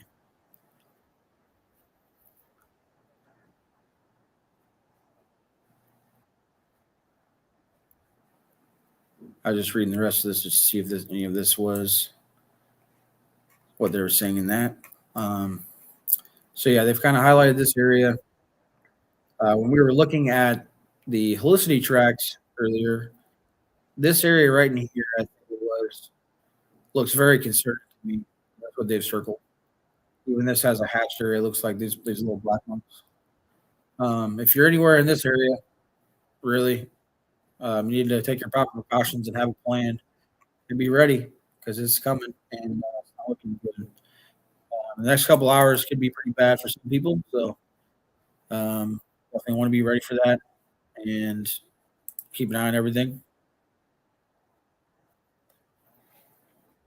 All right, so let's get an update real quick. We still have 6 tornado warnings, 33,000 severe weather thunderstorm warnings. It looks like we have 31 total warnings. Let's go ahead and turn off the storm tracks because that bugs me a little bit unless I really need them. So you can see how, before I even look at anything else, see how this is really twisting in here, and this is a big area of. This is all sucking in energy in here. This is called the inflow notch and the hook. If there was a tornado on this, it would be right in here. This is a classic supercell right here. Classic look. Yeah, it's the big body of the supercell. And I always say these kind of look like a bird. You got some wings out here, some chicken wings. You know, big area of main storm. This is all heavy rain, hail.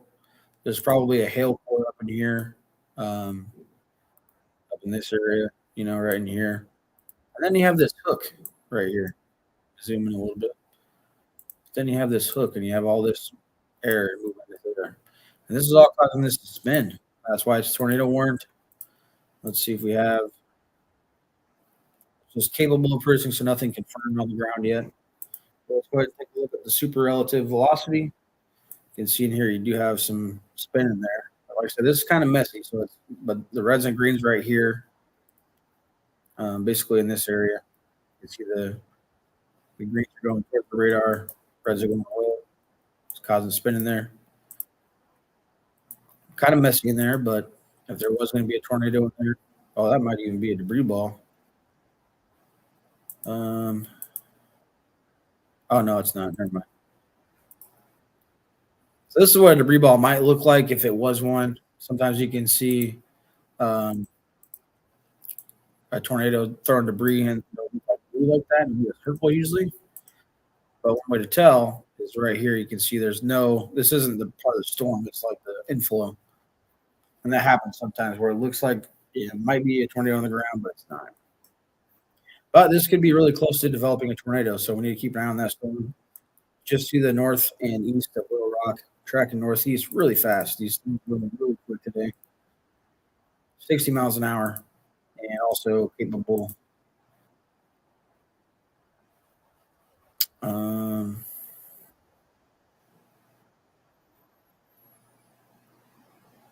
I guess it doesn't have the wind speeds on it, does it?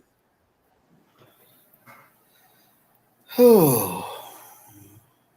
Anyways, we got a new tornado warning down here. Oops.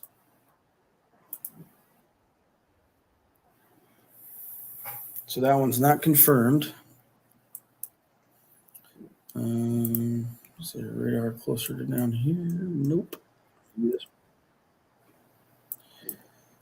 You see a little bit of a hook right here, maybe. That one's definitely got some big areas of location there. But that's like up in the storm. Looks like. Maybe something to look out for, though. Definitely got some velocity going on there. Let's see these storms. These are all intensifying. You can see you got multiple areas of purples and reds. That's very strong rain and hail. One thing I like to do in these situations with hail, so if you go to this virtually integrated liquid, a lot of times when you get these bright reds, let's see if we can find one that has kind of like that. Let's see if, this one right here. Yeah, this one right here is perfect. So you can see these whites. To me, that is a huge hail core. And you do not want to be driving through that thing because that will destroy your car. But you can have the purples in there. Now, let's see if we go down here closer. It's like this one looks like it should have a big hail core.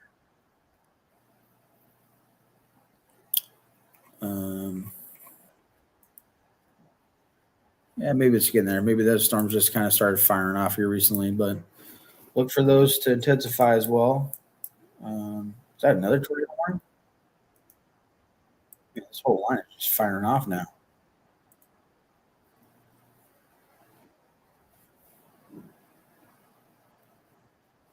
Is that a new tornado warning, or is that already there? Let's see.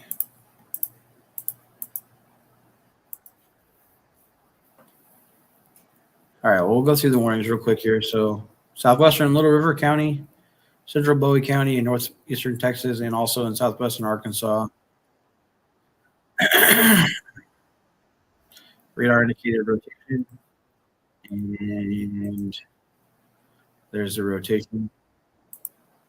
I don't see a big split in there so far, but that's up in the heavy rain. Just a little bit to the northeast, Mineral Springs. This is for northeastern Hempstead and southeastern Howard counties.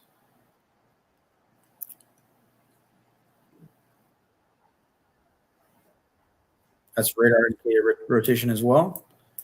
Just double checking on that. Just to the northeast of Little Rock, we have this warning over here. That has that hook. You can see how that hook is starting to really round. Let's take a look at this tornado warning real quick. That's still radar indicated, so not confirmed so far. Okay, so that's definitely more of what I'm talking about. It looks like it still needs to tighten just a little bit, maybe. But you can see that's picking up some really strong velocities. And this is a little bit tighter and brighter. You can see this area right in here. You got the greens going towards the radar and reds going towards the radar. As you can see, this creates spin, just like this. And this whole area is spinning, spinning. It's going to move off, and it has a perfect little hook, and that's what you'll see a lot of times. It looks like it's going to wrap itself. That could even be a donut hole tornado, but I don't think so. At least at this time. Sometimes what will happen is the tornado will cause a donut hole, but this one, this size, would be a very large tornado. It would be like this whole thing. And it looks like the rotation is just, well, it is pretty strong. This might be a new scan. That does look strong. This might be ramping up, guys. This could be the storm to watch right here. That really looks like it's ramping up. Got a big, this is a classic supercell now. Got them chicken wings that I talked about. Also, it's like a chicken head. And then you got the got the real strong rotation there. So Georgetown, watch out. Everybody in here. I want to go over all the warnings. Looks like one's up here. This one up here. Is that Iowa? Excuse me.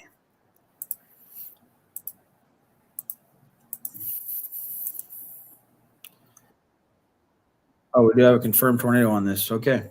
So, confirmed tornado located near Hedrick or 7 miles northeast of Ottawa, moving northeast at 55 miles an hour. I just want to keep going over that. It's starting to move very quickly. So, if you're anywhere in the area, no family or friends in the area, sound the alarm, text them, call them. We got damaging tornado and baseball size hail confirmed on this. Fire tornado. So, let's go ahead and take a look. That kind of looks like a spear. Oh yeah. So whenever this is a perfect couplet, so you can see how these are very strong, bright, and right next to each other. This is all almost looks like another area of rotation. This is the main area right here. If we have a confirmed tornado on the ground, I would guess that here might see a debris ball. There it is, right there. So if we put this in motion, that is the debris ball, folks. Most likely. Looks like it just formed. This actually doesn't seem to be moving very quick, I don't think. It looks like that's a debris ball, I would guess. It's in the same area as the, yeah, it's in the same area. You can see these are very strong. See how these are just brighter. You kind of have some blues mixed in there. That kind of reminds me of the radar that the Mississippi tornado looked like last week, except for this a little bit smaller. That was very big. But that actually, that looks like it's getting bigger. So, Martinsburg, you might be getting hit right now or clipped by it, but anywhere out here in front of this, you want to make sure that you're taking your proper precautions. So, this is definitely on the ground, guys, and it's like it's getting bigger and bigger. It doesn't seem like it's moving that fast on the radar. 50 miles an hour, I mean, that's still pretty quick. But that's definitely a storm that we need to watch out for right now. You got a big line of rain right here behind it. That's got some real straight line winds in there. But even from here, you can see how bright that is. That's the tornado right in there. Looks like it's about to cross this county line, wherever county it is.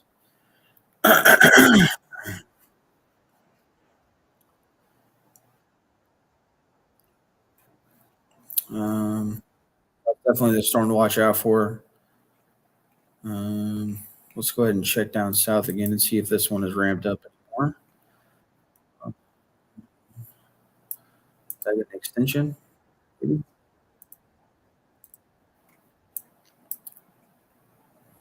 That's definitely a couplet right here. That right there could be something.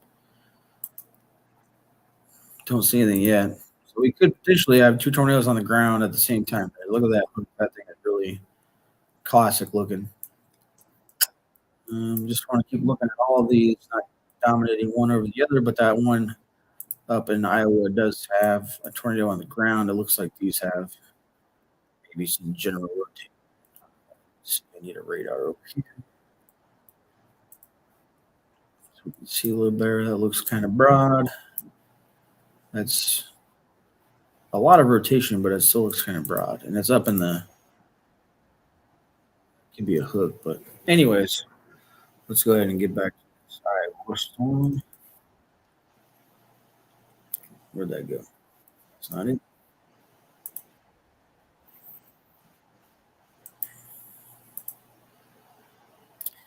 Definitely a tornado on the ground right there.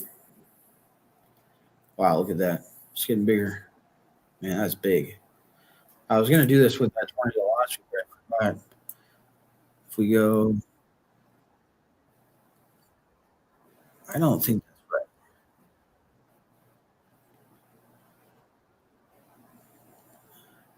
right. I was hoping that this would kind of tell us how big the tornado was, but there's no way there's a 5 mile tornado. I don't think. Maybe this way. No, it still seems too big.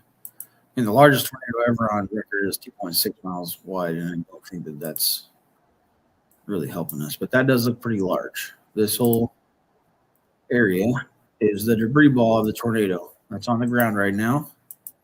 As you can see, if we switch over to velocities, it's the same area. We have very strong green velocity going towards the radar and reds that's bright going away from the radar. This whole thing is spinning and on the ground right now.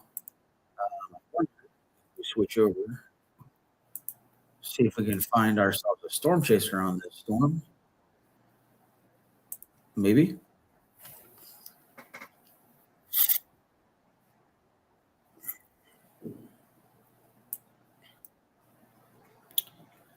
No storm chasers over there for some reason. Don't think.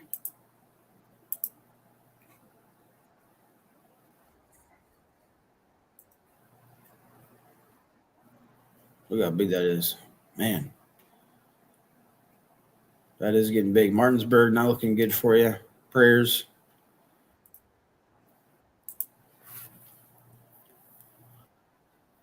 I wonder if we could find, see if I can find like a traffic cam over there. Traffic cams near Hedrick.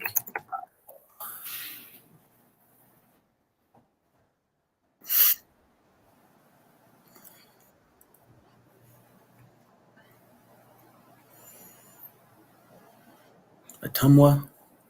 Is that close?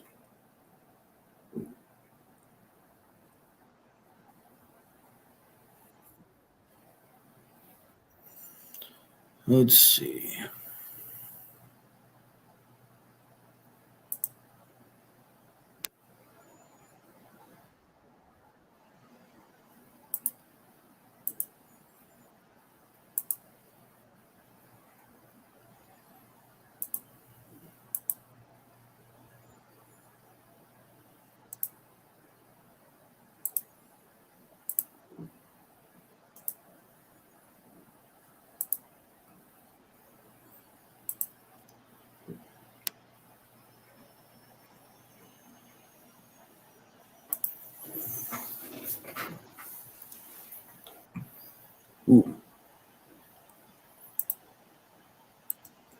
See what this is.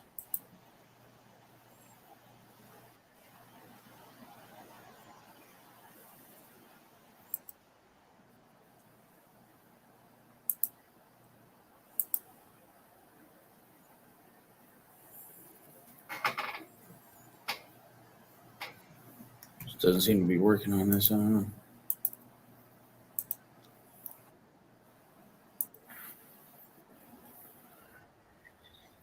So you can see it's moved quite a bit past Martinsburg on this last scan. Still pretty big on the ground, throwing debris.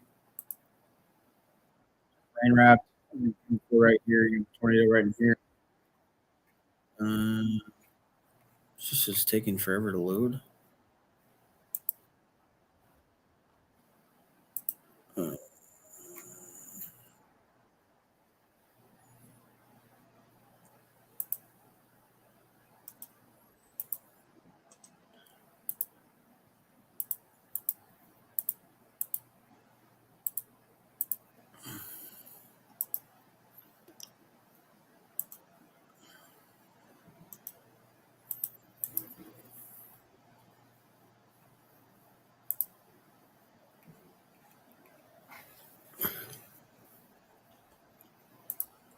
Iowa Department of Transportation. Let's see if we can find a camera on there. Okay, where we at? Zoom out a little bit so we can see where we're at. Okay, so we're down here. What is this?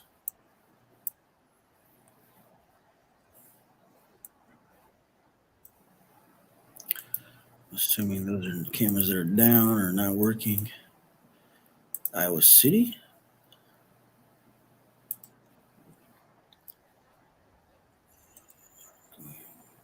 Made that bigger. Oh, we got some storm chasers on this now. They're popping up. Let's see.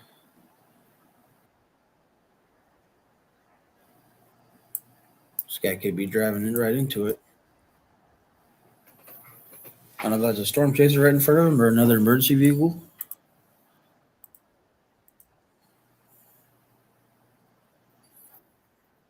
You guys go watch this. I'll be right back.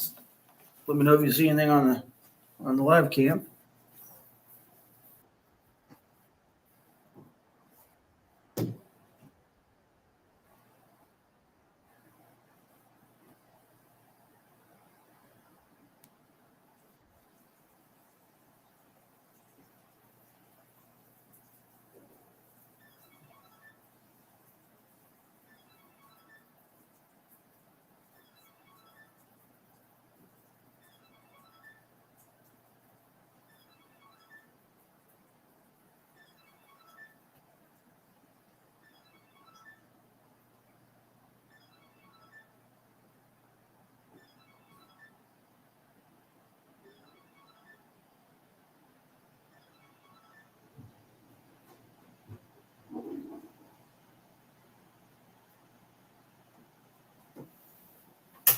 Ooh.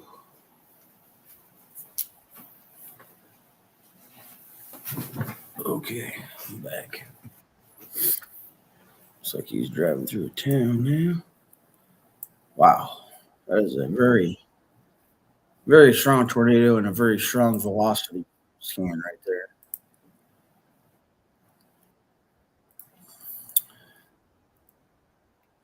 Get that to. Oh wow, we got more tornado warnings up here now.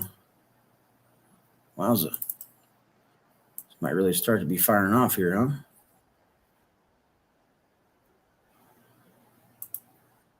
Let's see here.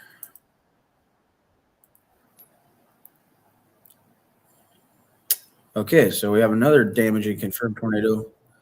Was located over Brooklyn or 9 miles north of Montezuma, moving northeast at 55 miles an hour. So we have multiple tornadoes on the ground right now doing damage. It's not good. That is very strong right there. Rain wrap tornado. If we go to the correlation coefficient, see the very large debris ball right in here. Debris ball tornado on the ground right there.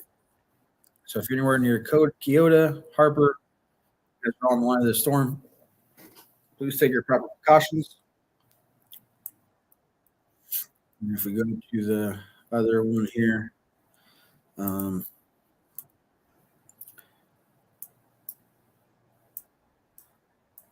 must have been this one that had.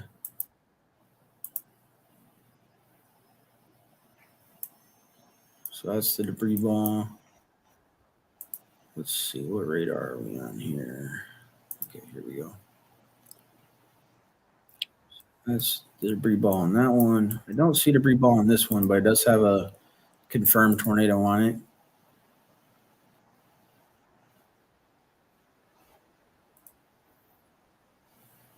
Definitely some strong rotation right in there.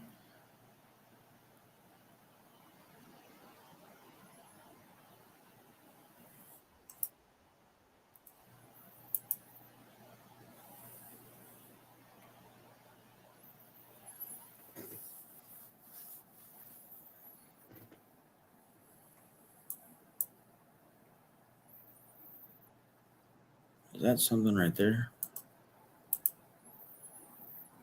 No. Just got an extension here. I think this is the one that has the confirmed tornado on it. So this could be confirmed tornado was located over Brooklyn or 9 miles north of Montezuma, moving northeast at 55 miles per hour. So I'm glad that they're extending this. Oh yeah, you can see. Look at this right here. That was a big hook. It's kind of engulfed itself in the storm now, but when it was out here, there's a lot of inflow. Big tornado right in here, I would say. So now that we know where that's at, yeah, right in here. See the rotation right in here. Big tornado in there, probably. At least there was. You can see that in there. So if you go back to the coalition down here, that was probably a tornado. Could still be, might be inflow. It was farther down. I don't know if coalition coefficient if it's picking up anything. But I would say this in here, that is definitely where the tornado was. So Brooklyn, you're probably being impacted. Harwick, you're right in the area, and then anywhere along this line. Bell, Plain, Luzerne, Blairstown, you're right in the line of fire. So keep in mind, we got 2 tornadoes on the ground for sure right now. Wow, this one's huge. That was ginormous. Big tornado. Coalition coefficient drop. Heading right towards Harper, Kyoto. Not a good situation, guys. Look how close these are to each other. They're on the same screen. That one's right there. This one over here by Brooklyn, Malcolm. And then we also have another tornado north of that. And this one has some rotation probably in there. It's got a little bit of different rotations in general. So this one just producing or capable of producing a tornado for Tama County. Keep an eye out for that. We have all these warnings over here, kind of heading towards Chicago. Big area of issue right in here in Iowa. Oh, new tornado warning down here. Looks like. Man, this one's moving at 65 miles an hour. This one is just radar indicated. Let's see if we can find a radar a little bit closer. It definitely looks like some strong rotation. If that's, man, is that thing down?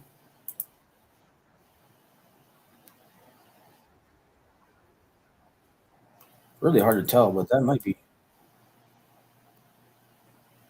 not looking good. That right there is really strong. Let's see if there's another radar close.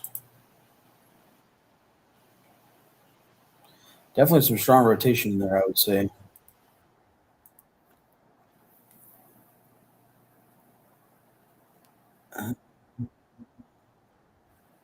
It's really hard to tell if that's down or not. We'll have to keep an eye on that one too. But I'm sure that they would put a confirm tag on it if there was a storm spotter. But It seems like we're getting to that time of the day, time of the night where these are really starting to go off. Man, you have one, 2, 3, 4, 5, 6, 7, 9, 10, 11, 12 tornado warnings right now. I didn't even realize that we had tornado warnings down here in Texas now. Wowza, we are really going off, guys. Sorry, it's hard to keep up. All right, so let's just go through the warning counties right now. In Illinois, Missouri, we have Adams, Marion, Pike, and Walls counties. In Arkansas, we have Clark, Pike. Also in Arkansas, we have Monroe, Prairie, and Woodruff. Arkansas, we have Hempstead County and Nevada County. Also in Arkansas and parts of Texas, Bowie and Little River. Texas, we have Smith County. Iowa, we have Benton County. Iowa, Johnson, Kakua, and Washington. And Howieshiek and Tama County. So 11 or 12 tornado warnings there at the same time. Wow. I'd say a tornado outbreak is definitely on the move. Okay, so that one doesn't look too bad so far, but definitely tornado warned. Here, definitely some rotation in there. I don't see anything too crazy in these so far, but I'm glad that they're tornado warning just to get the word out, just in case. This one still has some strong rotation. I don't know. This one's been really messy. It's hard to read if there's anything in there or not. I think that's just inflow. Yeah, that's just inflow. Definitely a classic hook on that, though. So there could be something in there. Hard to tell. But definitely a classic hook. Let's go back up here. Send you tornado warning down here. There's just so many tornado warnings, it's hard to keep track of which one's which. Pike, this one's the one for Pike, Adams, Rawls, and Marion. This one is just capable of producing a tornado or radar indicator rotation. That's really strong. I think this is the one we looked at just a little bit ago. It looks like there could be something in there. That's really strong right there. I don't like that. That does look like it could be down. Hard to tell if there's a debris ball in there. Hopefully this gets into a little bit better radar space. Maybe I can change to this one.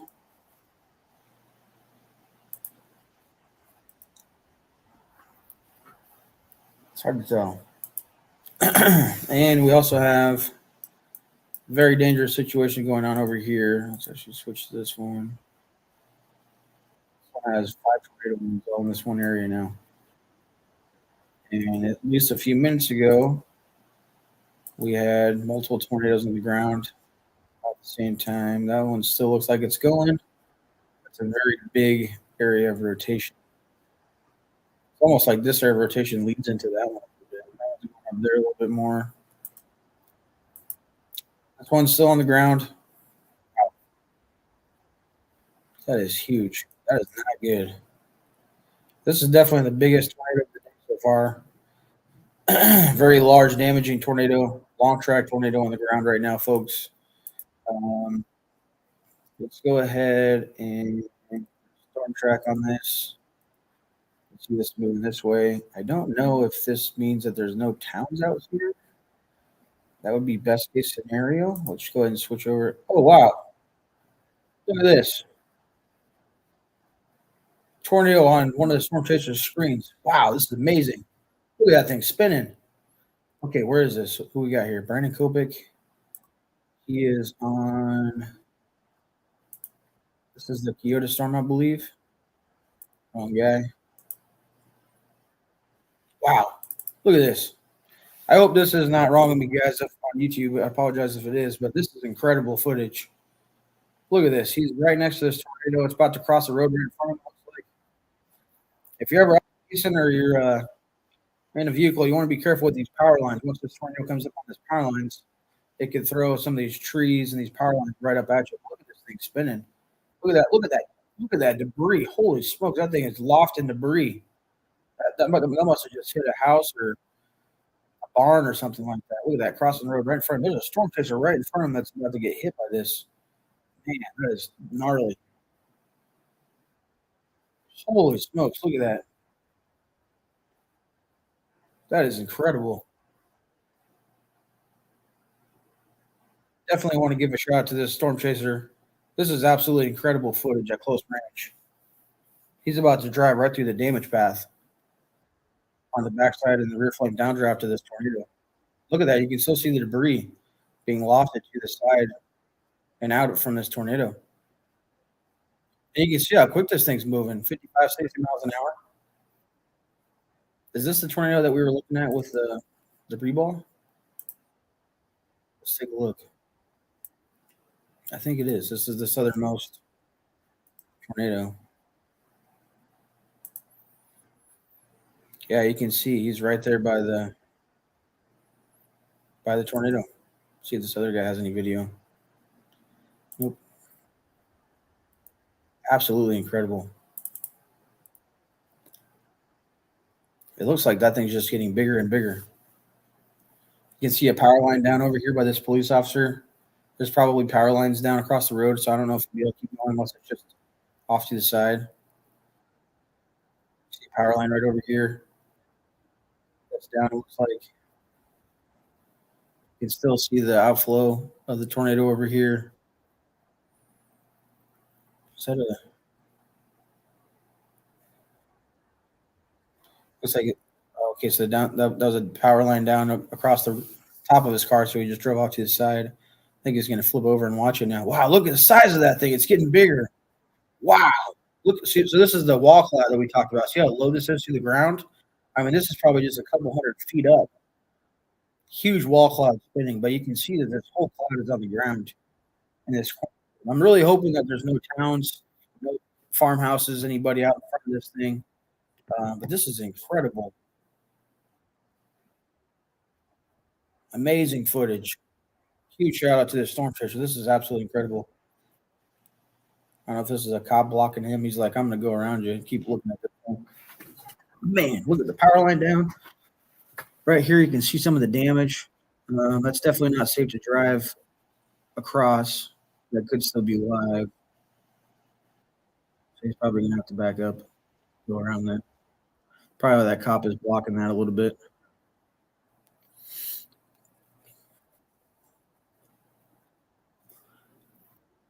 Oh, that's Vince Welty. Okay. I thought that was a cop, but that's definitely a storm chaser, Vince Welty. I was trying to read that. Vince is another very good YouTube storm chaser guy. Definitely give him a follow. Hope these guys appreciate that I'm putting the word out there for them. Let's go ahead and take a look here again. That thing is doing some,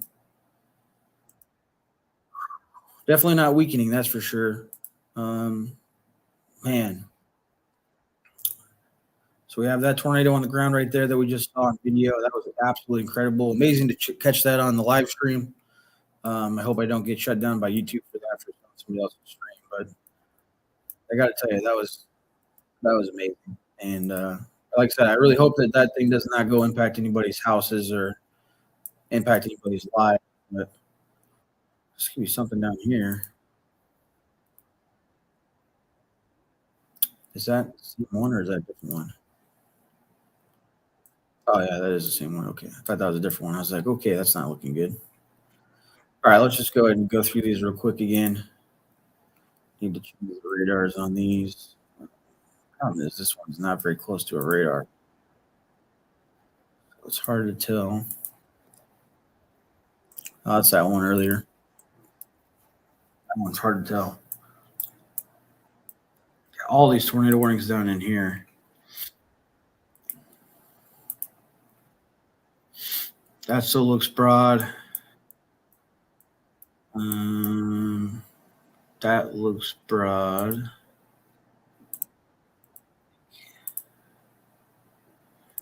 That was just capable of producing a. Yeah. We have a different radar. That one definitely has some rotation in it. It's close. A lot of hail in there. It looks. Yeah. That plastic hook that we talked about earlier. Rotation in there. I don't think.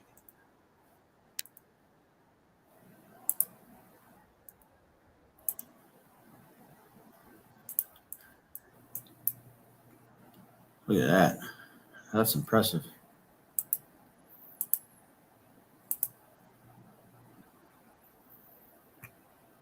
Definitely some rotation.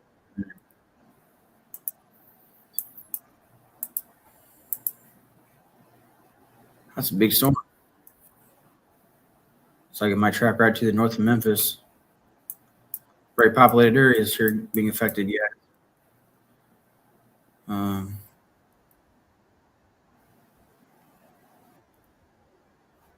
my radar Omega go.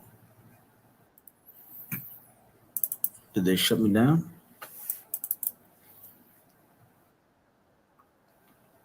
Maybe it crashed.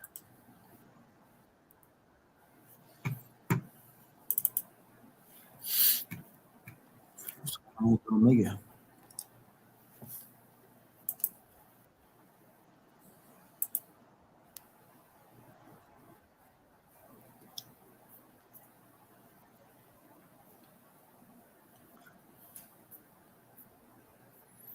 Oh, my computer's dying. Well, it's 19%. Look at the old pewter. Pewter. Man, big tornado on stream, man. That was nuts. Absolutely.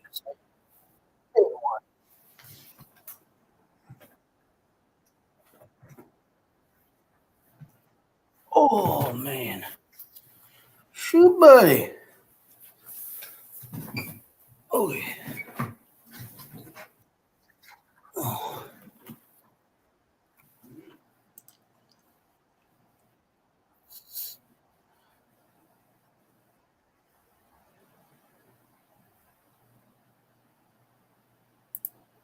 a lot of humidity there. Crazy.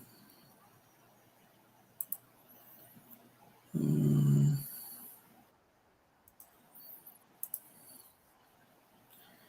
looks like we still got a big tornado on the ground there. Looks like it might be headed towards Wellman, Kinross. Mm,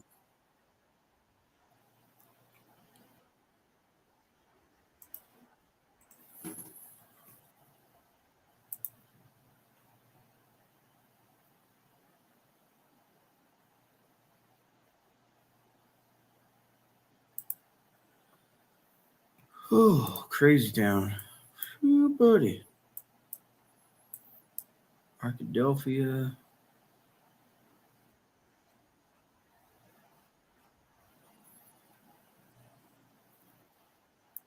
So we got 1, 2, 3, 4, 5, 6, 7, 8, 9, 10, 11, 12 tornado warnings currently. 37,000 severe thunderstorm warnings stretching all the way down here by Waco, where Baylor is. All these lines, all the way up here, all the way up here. We got 1, 2, 4, 6 tornado warnings. Big tornado on the ground right here. Might be one in here. Let's go ahead and take a look at these other ones again. That looks like it might be down right there. Wouldn't be surprised. That's a very strong rotation right there. Looks like there might be something in there, folks. Possibly. Yeah, something right there too. That's two very nice couplets. Yeah, that looks very strong. Both look, that was like two different areas of rotation. Debris balls on those.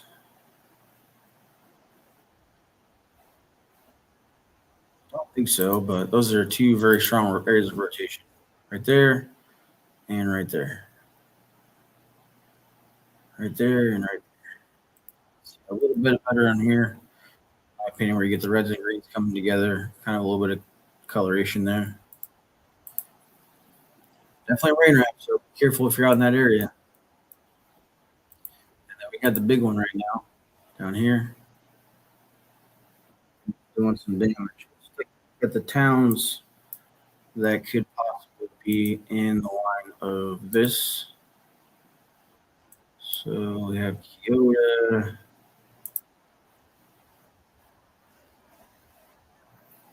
Wellman and Kinross are definitely in the line. Let's get uh, Stormport.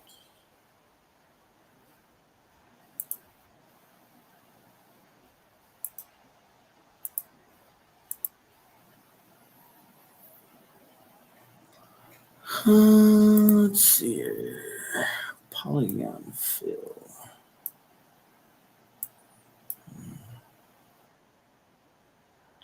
Thunderstorms. Dash line thickness. I was trying to find.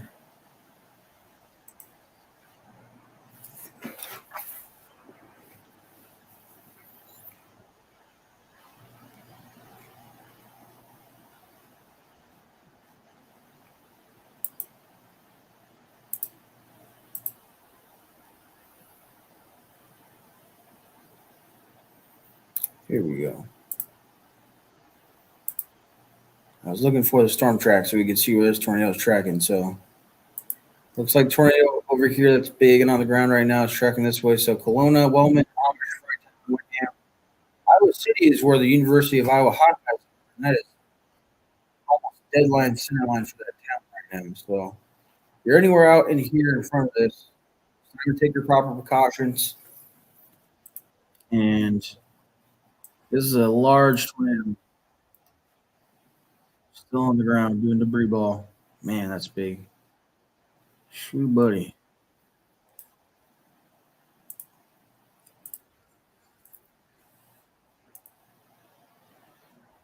Oh, here's Vince's stream. The guy that we saw looked like a cop. Can't tell where he's at exactly. Oh, he's driving once. He's probably with Brandon. I think they might be buddies. Yeah, it looks like they're really close to each other.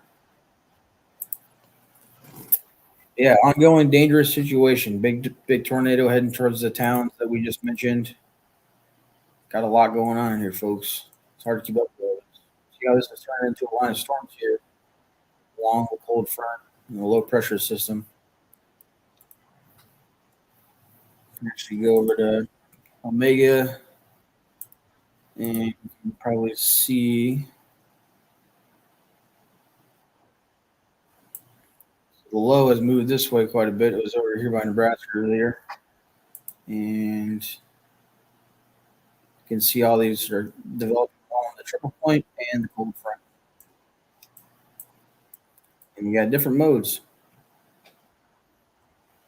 Got a storm chaser down here. Brett Adair, he's going through some rain and windy conditions, it looks like. Might be doing a core punch. Man, crazy town.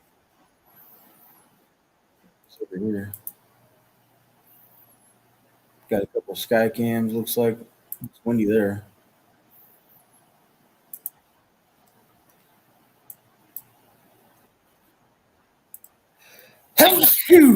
Excuse me.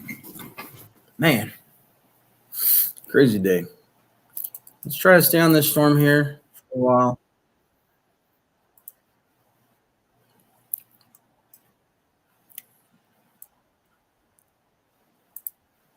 Find a radar down here. Get off foghorn, leghorn. Things definitely going strong still. You can see the debris ball might be fanning out a little bit, but this bunch of hail up in there might have some debris kind of being lofted and changed.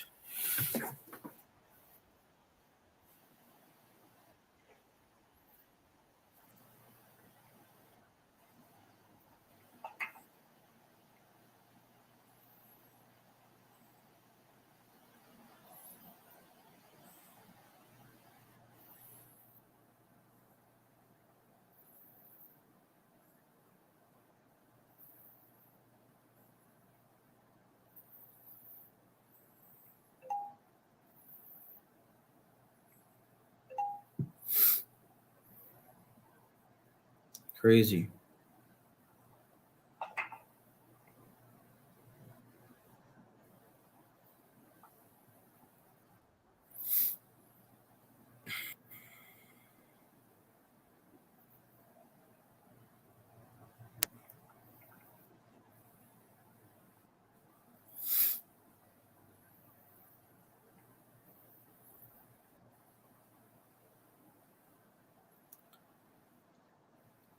Just scrolling through Facebook a little bit. I like to kind of scroll Facebook and Twitter on my phone to look for updates and reports from other storm chasers and people on the ground and stuff.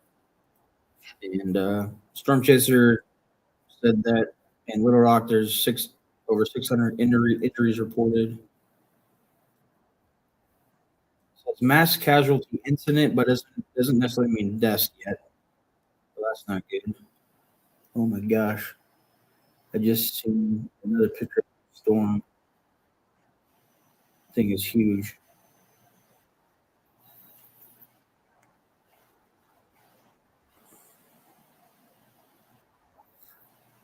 Tell you, Iowa had some of the best tornadoes of the year last year.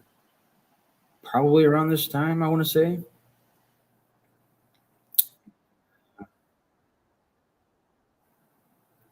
Wow, there's a picture of a tornado on the ground right by Little Rock as well.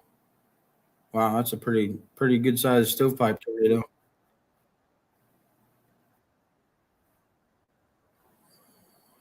Maybe I can find this stuff on YouTube, or I mean on Twitter, and show some pictures here in a little bit.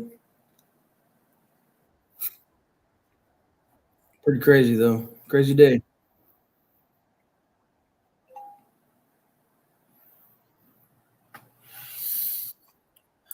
Let's see, we got. So they've extended this. Let's see if they put any kind of tornado emergencies on this or anything like that.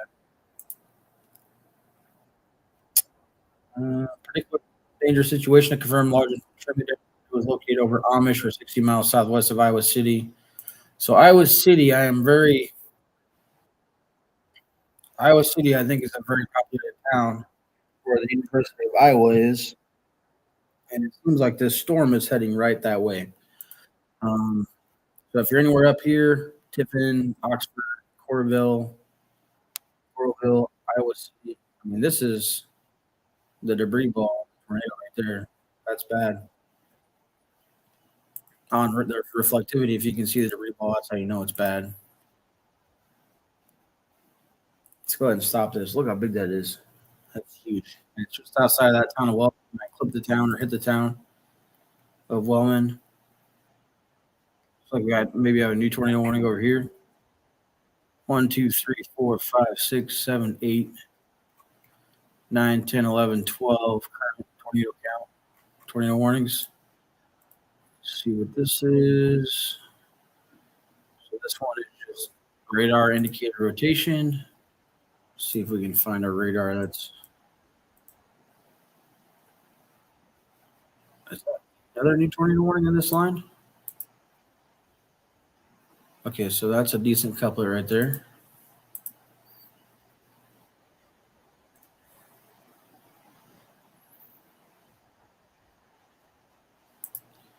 This could be close. That's a decent little coupler that developed right in here. It's very tight in that line of storms. And it's going to be rain wrapped in there. And then we have this one down here as well.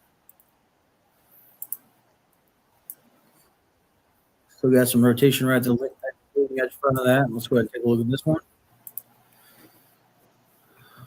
This is also radar indicated. Marshall County, Blackhawk County, Tama County, Grundy County, and Iowa. I mean, Iowa alone has 1, 2, 3, 4, 5, 6, 7 tornado warnings. And you have that tornado on the ground. This was on the ground earlier. It might be still. It was close. So that one changed a little bit. Maybe it was this one. That was big. Oh, that doesn't look good. That's strong right there.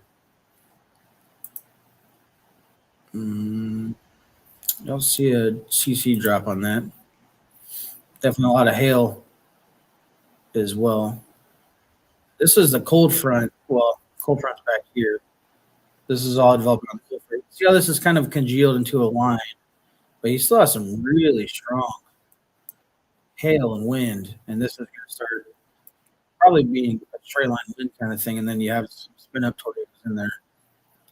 This area right here appears to be in a very good environment for tornado atmospheric weather right now. I would say watch out down here in this area. This area on the models earlier looked really bad, in my opinion. And so I'd definitely be on the lookout. Man, Chicago is right in the fire of these storms that could keep growing in severeness. You know, Iowa City is now in that tornado warning, like I said. Pretty crazy, guys.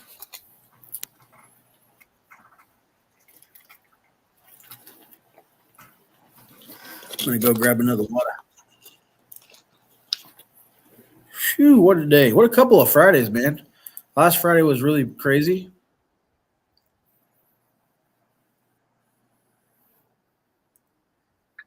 So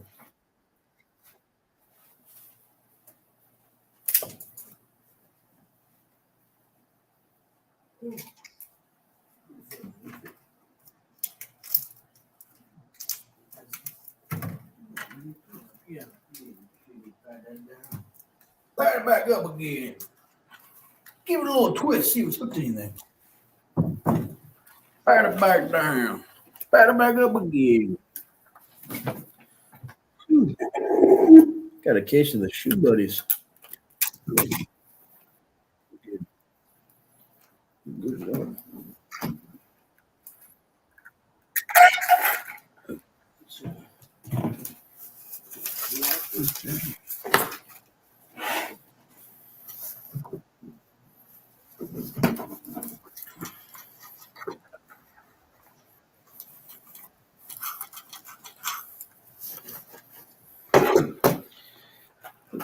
Good. Just all this.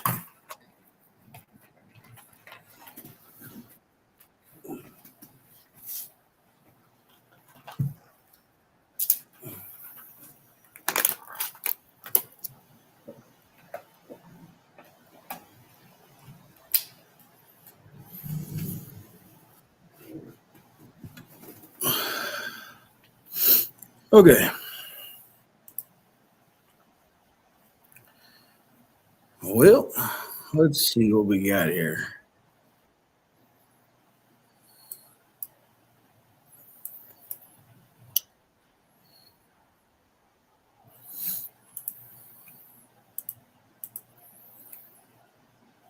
It looks like that tornado might go just to the west, maybe north of Iowa City. I'm really hoping and praying that that doesn't turn to the right a little bit as a very violent looking tornado.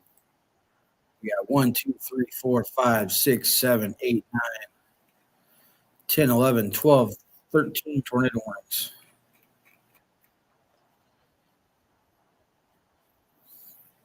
That was pretty intense.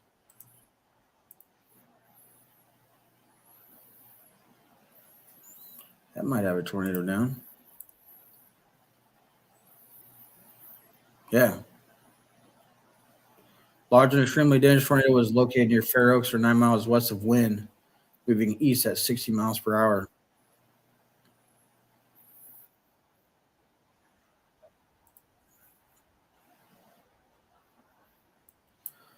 Let's see, where is this at?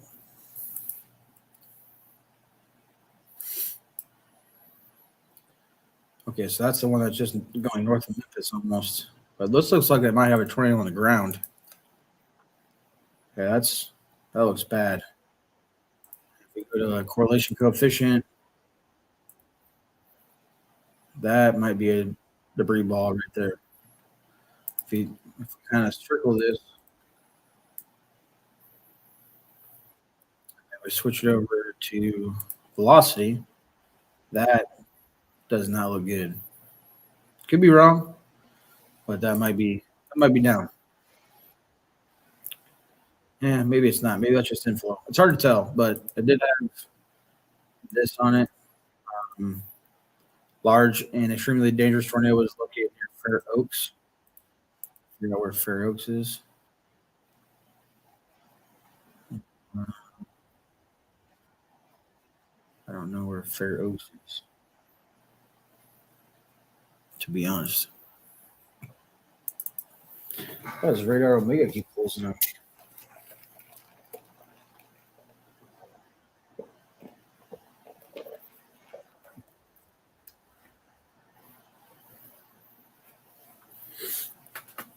Let's see if we can figure it out on here.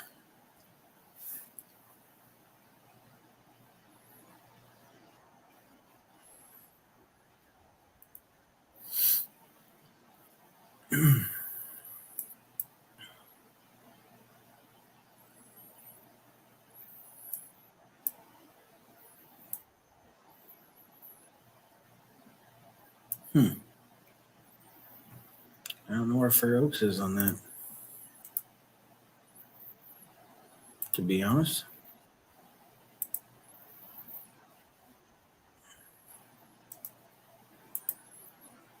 Yeah, maybe I don't know. It's hard to tell if there's something down there or not, but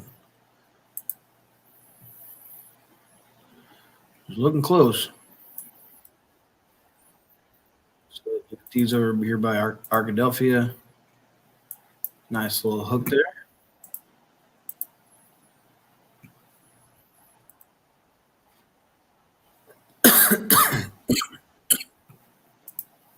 Definitely had a nice little couplet under there for a while.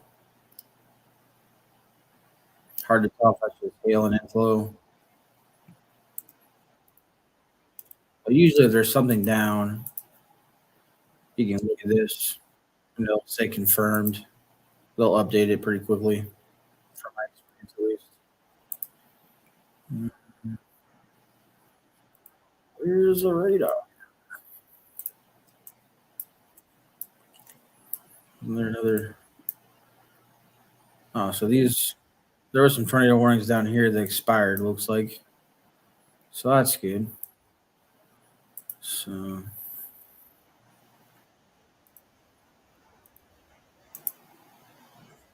man, pretty gnarly looking in there.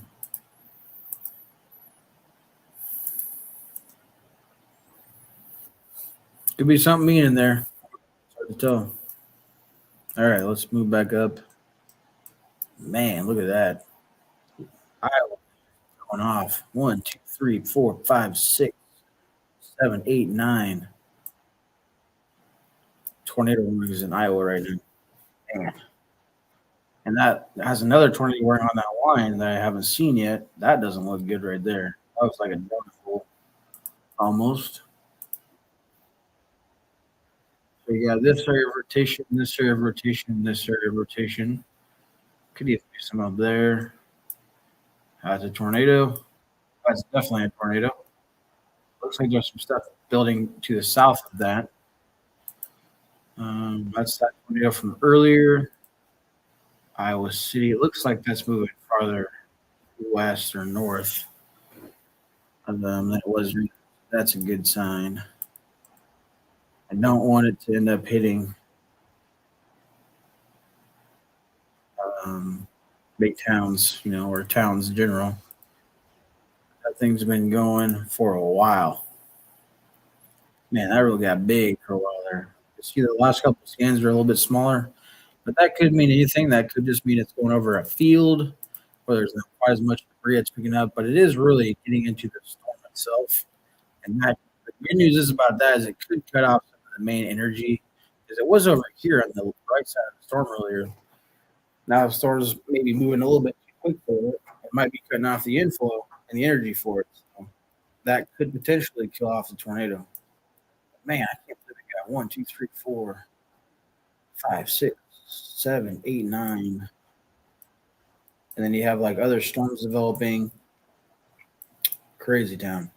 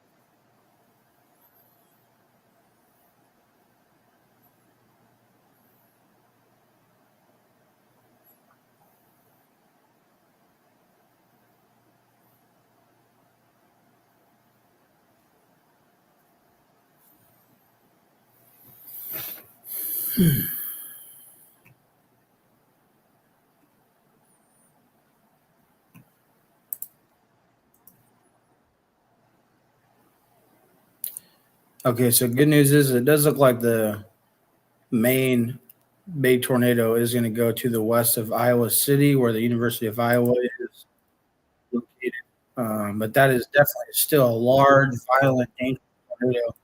Appears to be a long track tornado. Look how big that debris ball was a little bit ago. Man, that thing was huge. Seeing a lot of pictures of damage back in the town of Hedrick. Here's Hedrick. Look how far that's gone already. That's clear up here.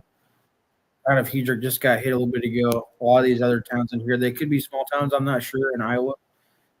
Anywhere along the path of this dangerous storm right now, tornadoes right in this area over here. Over here. Definitely take your proper precautions.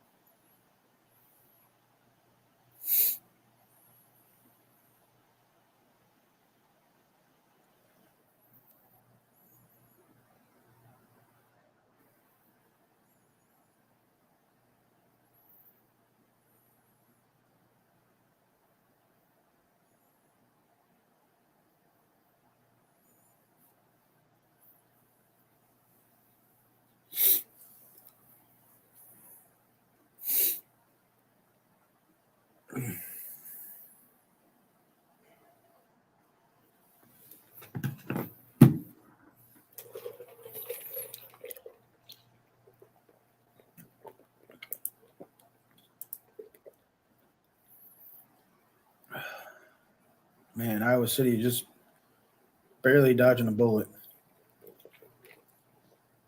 It almost looks like the velocity is ramping back up. You see how here's the debris ball. It's kind of weakened, but with the velocity ramping back up, and there's some towns in the vicinity here, Tiffin and North Liberty. They're right in the track of this tornado. Depends on if that thing turns at all. Oxford, Tiffin, North Liberty, Swisher, Eli, anywhere up in this area, you're really close to this big tornado. This one up here looks pretty gnarly right now.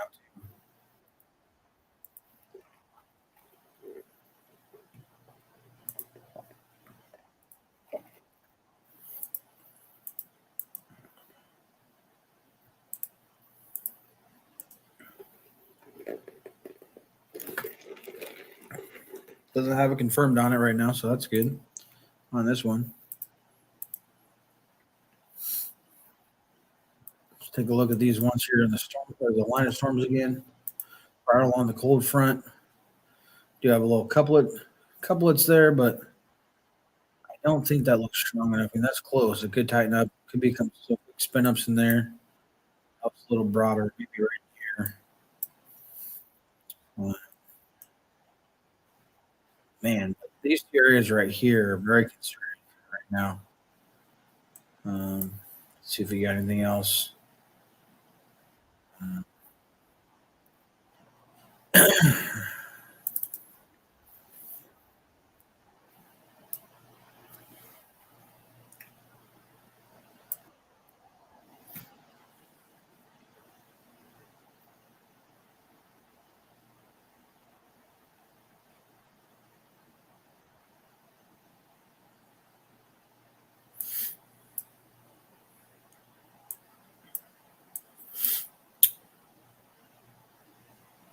Got a couple tornado warnings in here down in Arkansas.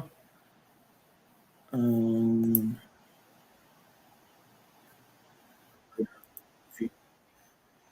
oh man, oh man, oh man. Yikes. Okay. This looks like the radar from Mississippi almost. That couplet radar. That's not good. That's on the ground. Big debris ball. And this one is dangerously close to. Is this the one I was? This is just to the northwest of Memphis. I think it'll go if it's going northeast, it'll stay north of Memphis. But look at that. That is bad. Classic clip. Whenever you see this is a tornado on the ground. A lot of rotation. You can see the amplified velocities. Debris ball right in there. Let's go over to Mega. Actually, I'll keep the tracks on. And let's go. Where are we at here? Up here. Here we go. So we have a storm chaser on it right here. Brett Adair. Let's see if this will update his camera. Location. Maybe he's not streaming right now. Definitely a dangerous situation. Got another tornado on the ground. So right now, as far as I know, we have that was radar indicated. It's an observed tornado right here, large dangerous tornado on the ground. If you're anywhere near LaVisc, Parkin, all these areas out in front of here, things move quick. Definitely tornado on the ground. Big debris ball right there. So we got multiple tornadoes on the ground right now. Got this one over here, just to the north and west of Memphis. So got to keep an eye out for that. And then we have, I know for sure, there are 20 more on here. I know for sure we have a couple up here.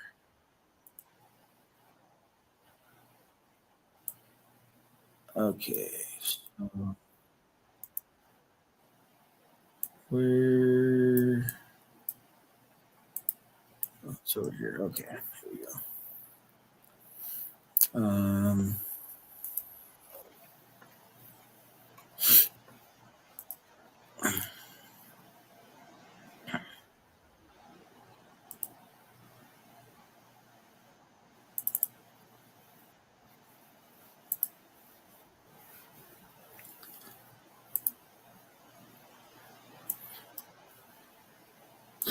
Man, so I think these are new tornado warnings. Radar indicated. This is radar indicated. And this is the one that has the observed tornado. So we have at least one. And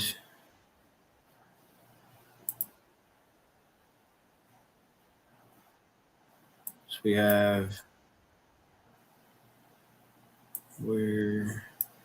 this one down here that's observed, and this one that's observed as well. This one just to the northwest of Iowa City, where the University of Iowa is. Found the correlation coefficient. Probably up in there. This probably needs an extension or another warning, I would guess. Oh, there it is. Didn't see that. Sorry. Is that brand new? No. It almost looks like this thing is kind of turning this way. I thought it was going right towards Iowa City earlier, like this way. I think it's way over here now. So, yeah, we had a big tornado over here. Switch back to this. Look at that debris ball. Man, that's big. Very high reflectivity donut hole on there. Classic hook. We got all of this energy going into here, making this spin. A lot.